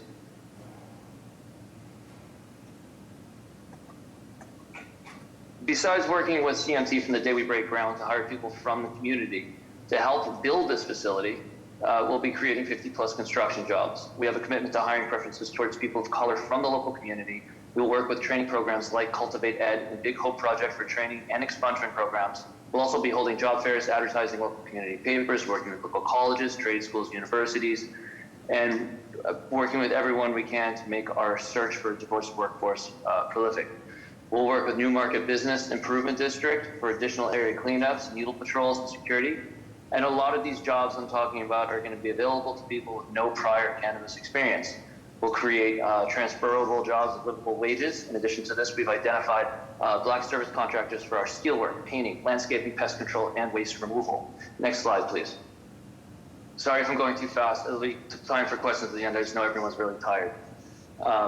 Windwalker Group is an award-winning minority-owned small business providing unparalleled service in building security design, concierge services, security guards, access control, and cannabis consulting. Next slide, please. Windwalker has created an extensive security plan that exceeds all state requirements, including access control, man-trap, surveillance, and more to comply with 935 CMR 501, which are the state cannabis control regulations for security. Next slide, please. This is a diagram just showing a little bit of our surveillance and security measures, including camera placement, secure door access, and exterior monitoring. Our priority is in security and community, and we believe we've exceeded that. Next slide, please, and I'd like to pass it back to Joe. Thank you. Great, thank you, Mario. And just to conclude, the zoning that is required, minimal, as you'll see, we are complying with all of the dimensional constraints under the building height, under the FAR, within the setbacks. We do need relief for the parking requirement, which is supported by the slides, and the transit-oriented location. The fact that we're within a 4 to 6 minute walk of 9 bus lines and 3/4 of a mile of the MBTA's Newmarket Station, and how the project is being programmed and operated. Otherwise, the code would require 96 spaces, which is somewhat outdated and unnecessary.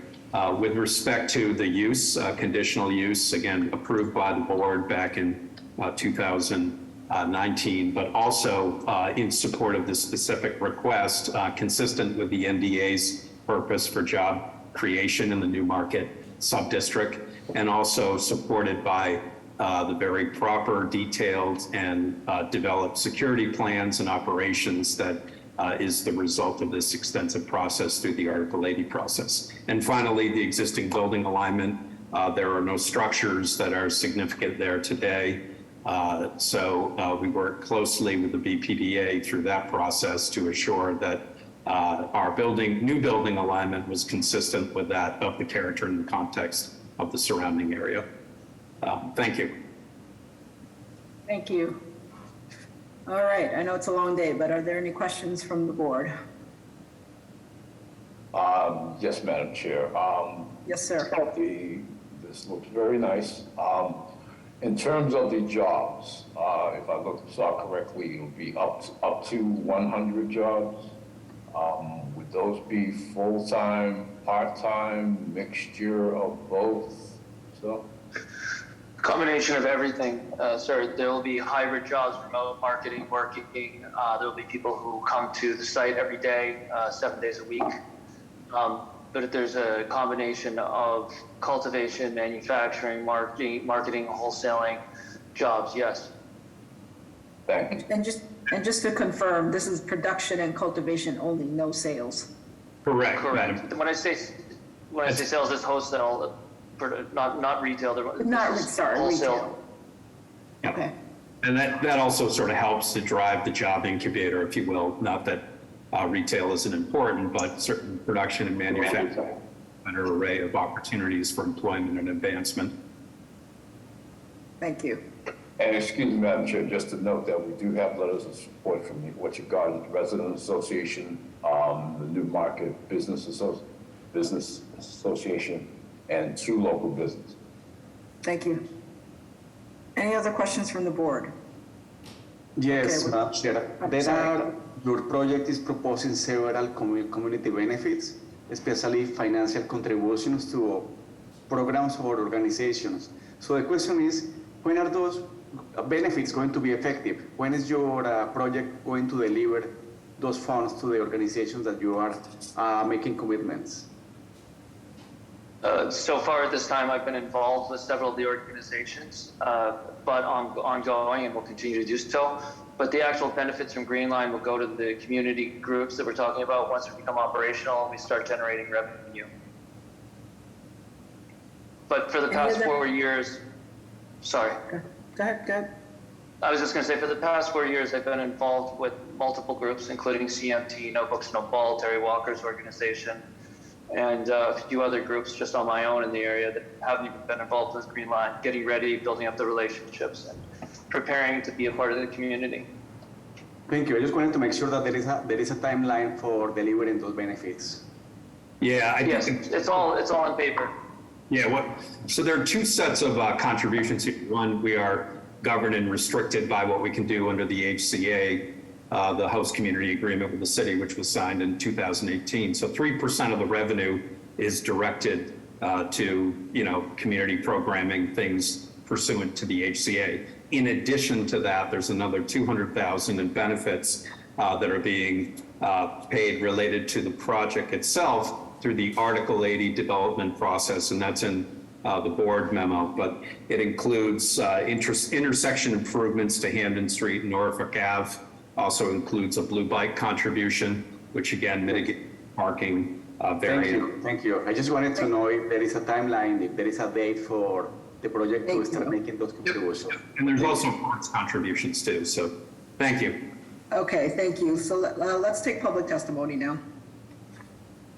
Good afternoon, Madam Chair, members of the board. Keisha Santana with the Mayor's Office of Neighborhood Services.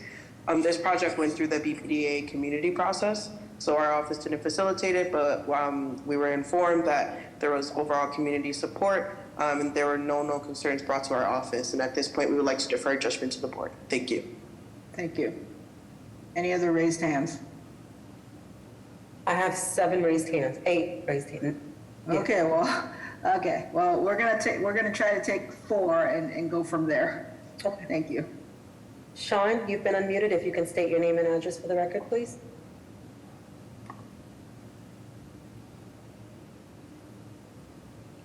All right. Michael? Yep, Michael, you've been unmuted. If you can state your name and address for the record, please. Hello there, Michael Feldman, 152 Hamden Street. Are you speaking in support or opposition? Yeah, I'd like to speak briefly in support. I've been running a business there since 2016. The Hamden Street corridor, we've been doing a lot of work on to get more light and activity so these kids who walk up the street to school buses from Orchard Gardens feel like they have a home and a community. And we're getting there, and there's a development across the street that's making it nice. Mario's development is going to clean up a site that's just a hole, really, just a vacant site. He's also going to build a nice barrier between a transfer station and recycle yard. And suddenly kids who live in Roxbury are going to walk up and down a lit up street with nice buildings. And that's the community benefits that I look for. I know we all want money. Everyone wants a piece of the action. I get it. Community benefits to me are the kids in Roxbury walking up that street feeling good about where they live. And that's why I want to support this. I'm doing it to my building. Mario's going to do it, and others are doing it. Please let us keep growing this neighborhood in a positive direction. Thank you, sir. Next, Sean, you're unmuted. Go ahead and state your name just for the record. Yeah, can you hear me? Yes, we can. Okay, sorry about that, and I'll be concise. My name is Sean Fons. I'm located at 100 Cambridge Street, Boston, Mass. I'm a local attorney, and I am also vice president of the community mentoring team, to which Mario referred. And I can assure you that as myself and the president, Bill Moran, who's a pillar in the community, we are completely in support of Mario and this project. And as Mario indicated, he has been supporting our workforce development program with over 100 mentees for the last 4 years. So, and we're confident that he's going to continue to do that and continue to be himself a pillar in that building, a pillar in the community. Thank you. Thank you, sir. Deborah, you've been unmuted. If you can state your name and address for the record, please. All right, MVP Transport, you've been unmuted. If you can state your name and address, please. Hello? Deborah? Hi, Ben Murphy. I'm with the Newmarket Business Improvement District. I am here to speak in support. Mario and his team are excellent members of the community. They are and always have been extremely active with Newmarket and all of the other organizations surrounding us in this neighborhood.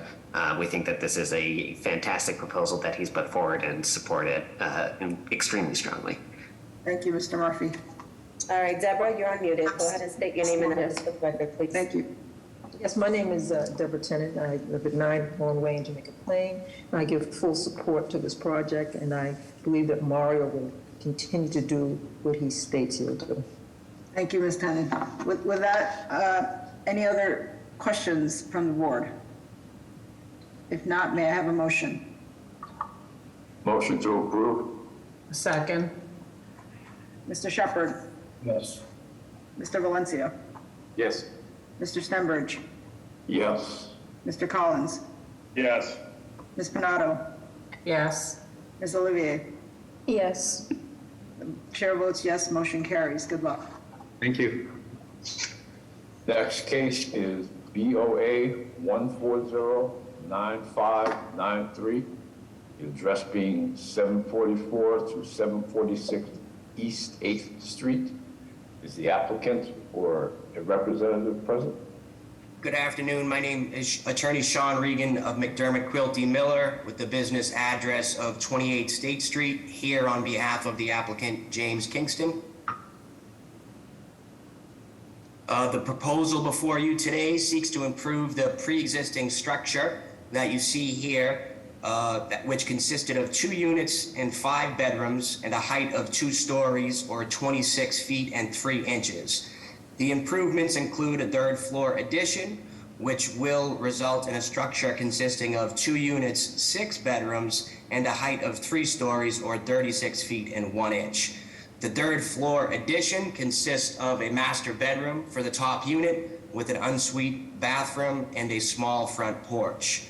During the community process, abutters expressed concern over the size of the proposed porch, and therefore it was reduced in size by half from 12 by 20 to 6 by 20.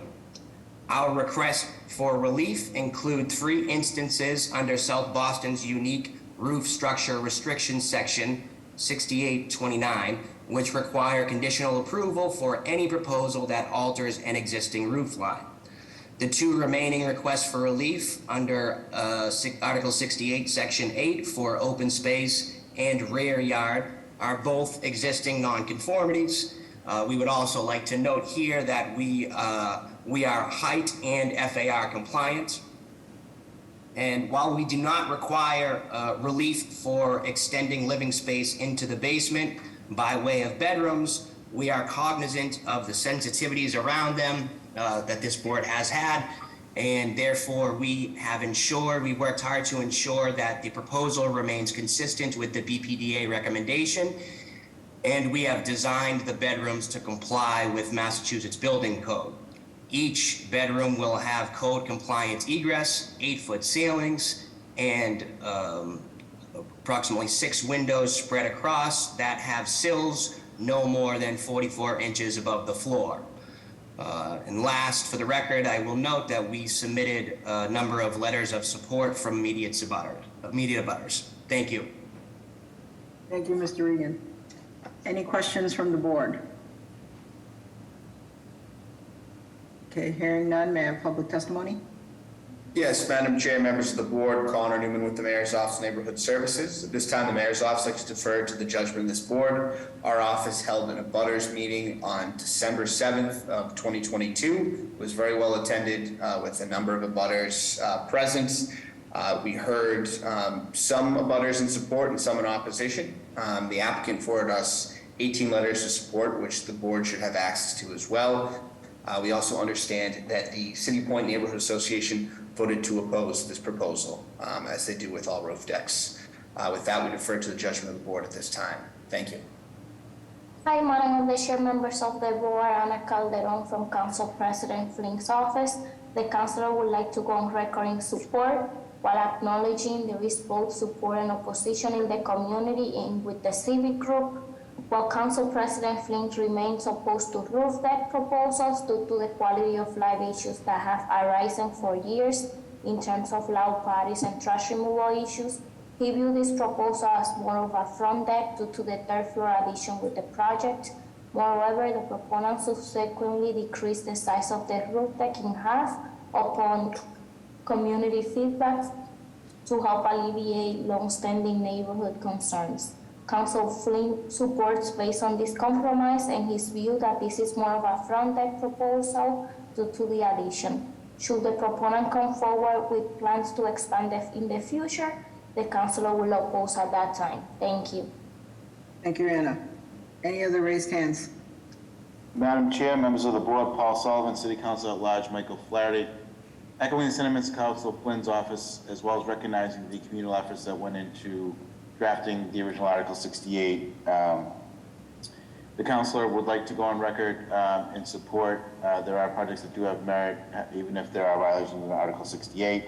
And echoing the sentiments of Council Flynn's office, council to go on record in support. Thank you. Madam Chair, I have one raised hand. Luann, if you could state your name and address for the record, please.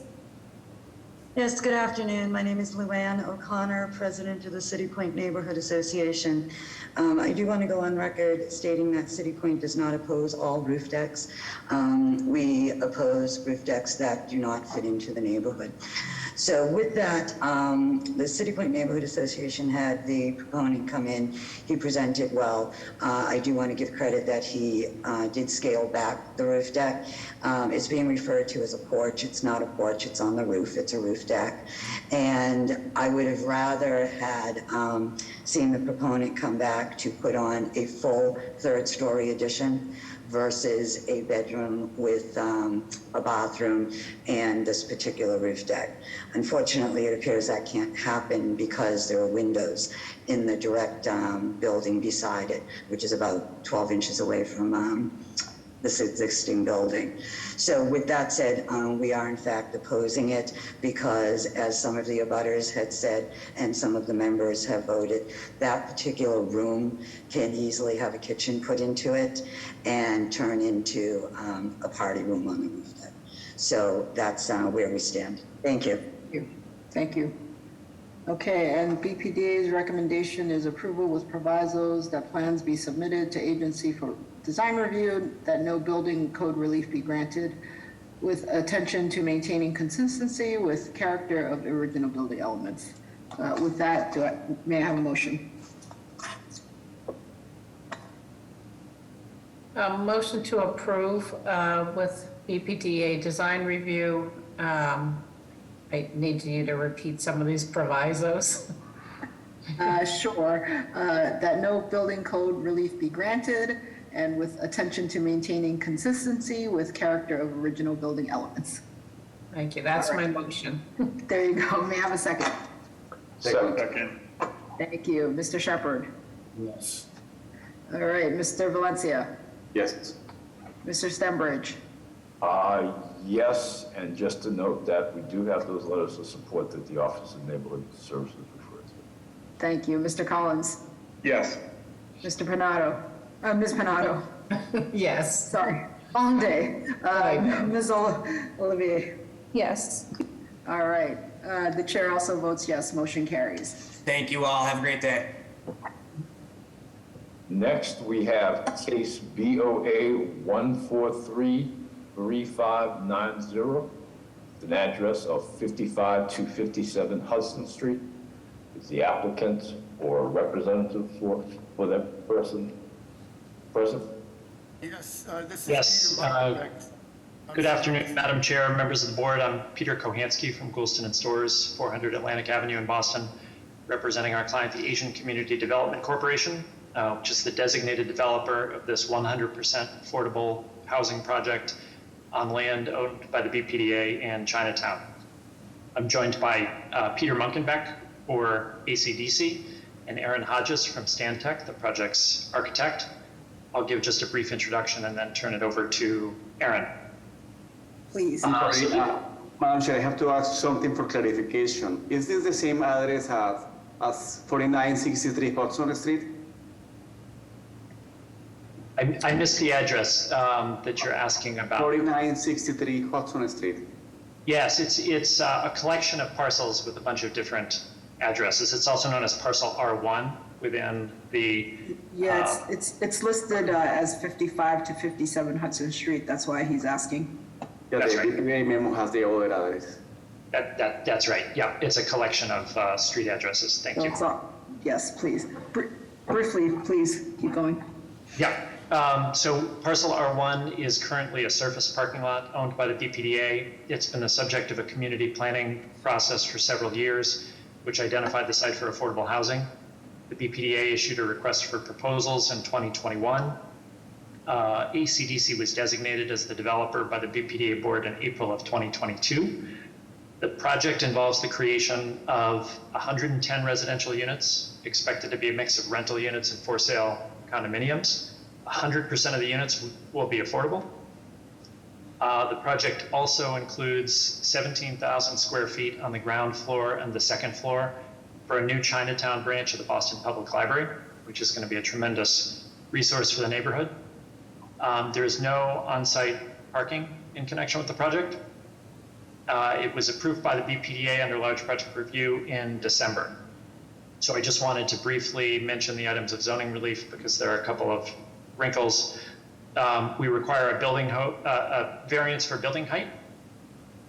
We require exceptions from design requirements for street wall height and sky plane setback because the building goes all the way up to the 155-foot height and doesn't set back after 125 feet. And then we need a groundwater conditional use permit. The project was cited for 3 other items of zoning relief that it will not need when Article 80 is complete, but ISD cited the project for them nonetheless. One is FAR. Underlying zoning has a maximum FAR of 6, but that's increased to 8 for projects that go through Article 80 review, which this will. Since we're not quite out the other end of Article 80, we were cited for an FAR violation, but we'll be under the FAR of 8. We were cited for off-street parking. As you know, the code, based on recent amendments, states that there's no on-site parking required for affordable housing projects. ISD cited us for that violation because I guess there's not yet an affordable housing restriction on the property, but there will be by the time the project is developed. And then lastly, the code says that loading is set during large project review. Again, not quite done with large project review because we're not at construction drawings yet, but we were cited for loading. There are no off-street loading bays. Loading will be on the street off of Tyler Street. So with that, I'll turn it over to Aaron for a quick architectural presentation. Thank you, Peter. On this page, this is a quick overview of the site context.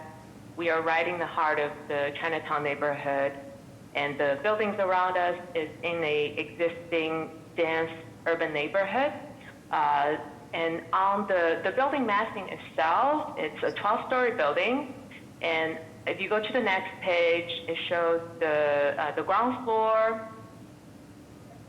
The lower portion of the building is the 2-story podium, and the south side of that podium is going to be housing the much anticipated BPL Chinatown branch.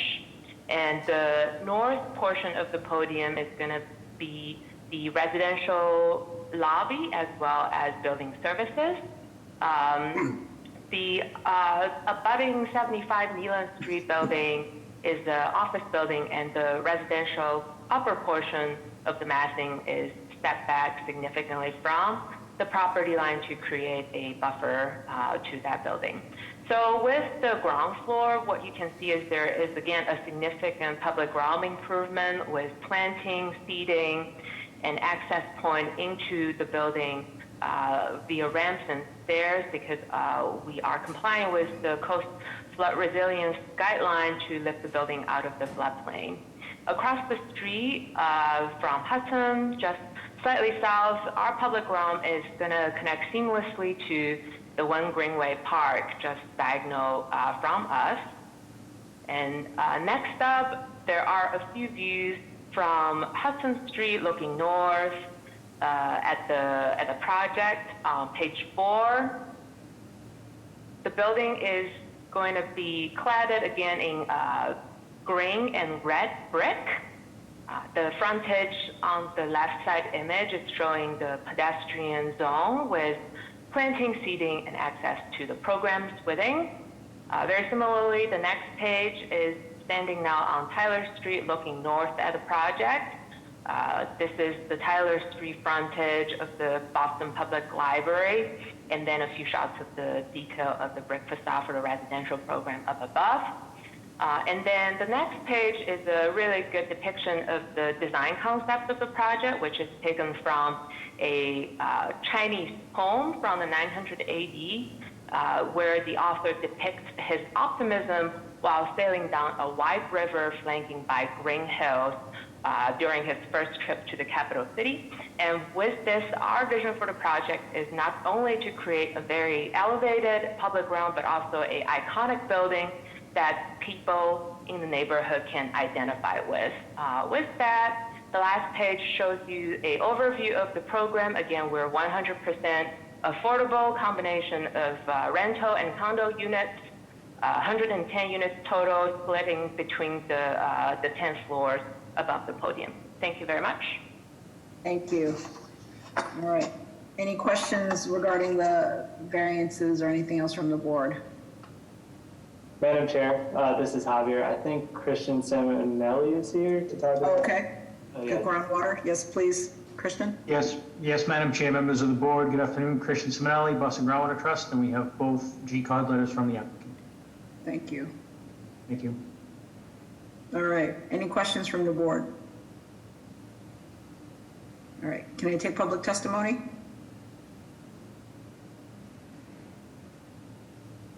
Francis, is anyone here to speak in support or opposition? Hi, Madam. Oh, can I start? Yes, go ahead. I don't have any raised hands, Madam Chair. Okay. Please, Hi, go on. Hi, Madam Chairwoman Sherry Dong and members of the ZBA board. My name is Chulan Huang from Mayor's Office of Neighborhood Services. The committee process for this project took place over the course of several years. A letter of intent was filed in August of 2022. Subsequently, numerous public meetings were held by the BPDA where the community showed near universal support for this project. The proposed project aims to bring several benefits to the community, including affordable housing and a new Chinatown branch of the Boston Public Library. However, there were some concerns raised about the lack of green space in the proposed projects. Some community members felt that green spaces are essential for promoting health and well-being and should be given due consideration in any development projects. Nevertheless, with overwhelming community support, the Boston Planning and Development Agency BPDA board voted to approve this project in December 2022. With that said, at this time, we would like to defer to the judgment of the board. Thank you. Hi, Madam Chair, members of the board, Ana Calderon from Council President Flink's office.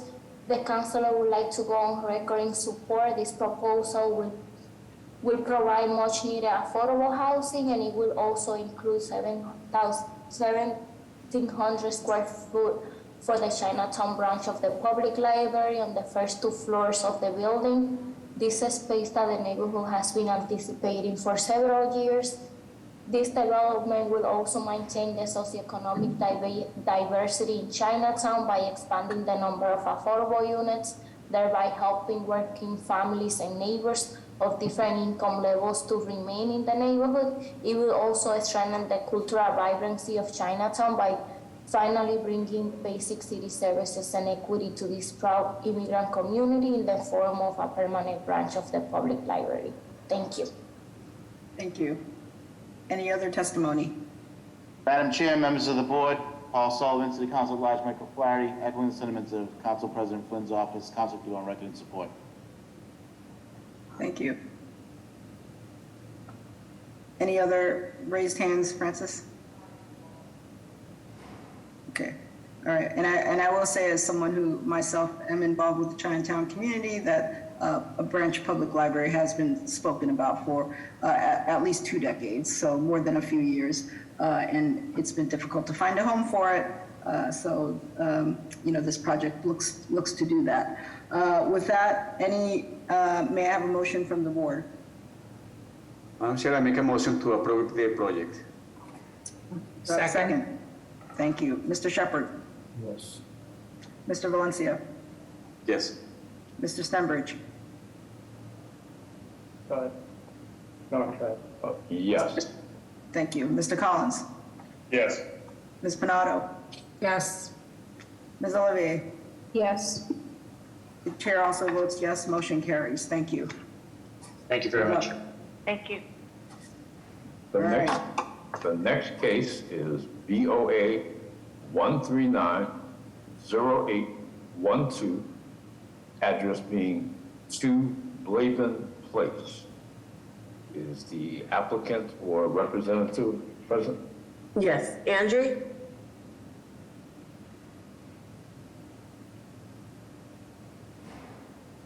The applicant present? Yes. Andrew? Okay. Unmuted. We thank you for your patience, so please, we're looking forward to hearing from you. Hi, good evening, Madam Chair and members of the board. My name is Andre Revert. I live at 52 Metcalf Street in Medford, Mass. I'm the owner of RC Works LLC, the applicant representative of the owner of 2 Blablin Place in Charlestown. This request is for a variance to the rear yard, insufficient.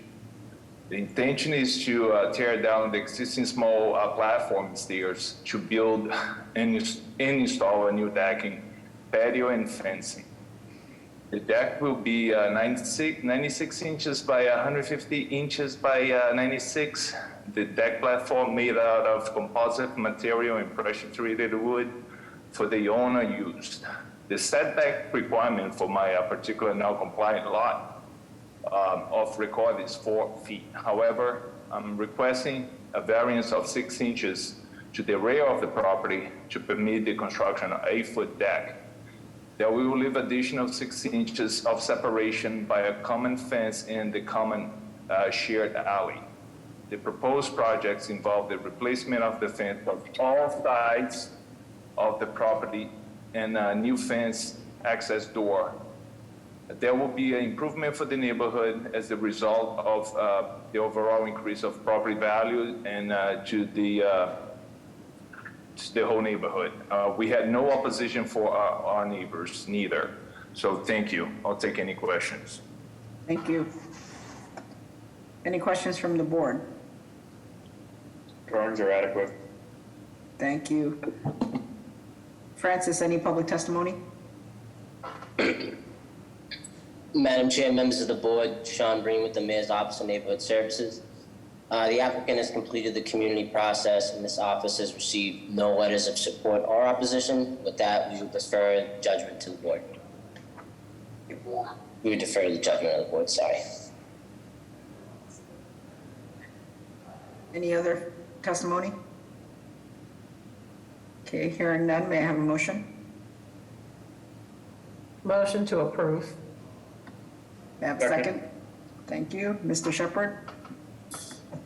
Mr. Valencia? Yes. Mr. Stenbridge? Yes, but to note, Madam Chair, there was a letter of opposition, and it looks like it went straight to the Board of Appeal. Okay. Mr. Collins? Yes. Ms. Panado? Yes. Ms. Olivier? Yes. Chair also votes yes, motion carries. Okay, last case of the day. Finally. Okay, I can't help myself. For the drum roll for the last case of the day, that would be BOA 1423407. The address of 102 Bremen Street. Is the applicant or representative present? Wally?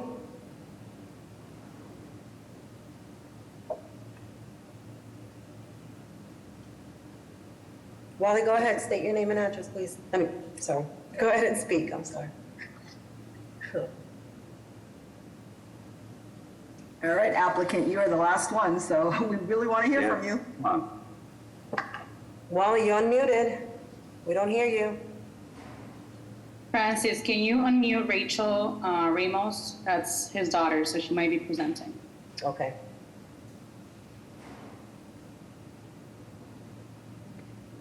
Go ahead, Rachel. You've been unmuted. Hi, I'm standing in for my dad, Wally. He's actually in the meeting, but I don't think he knows how to use Zoom.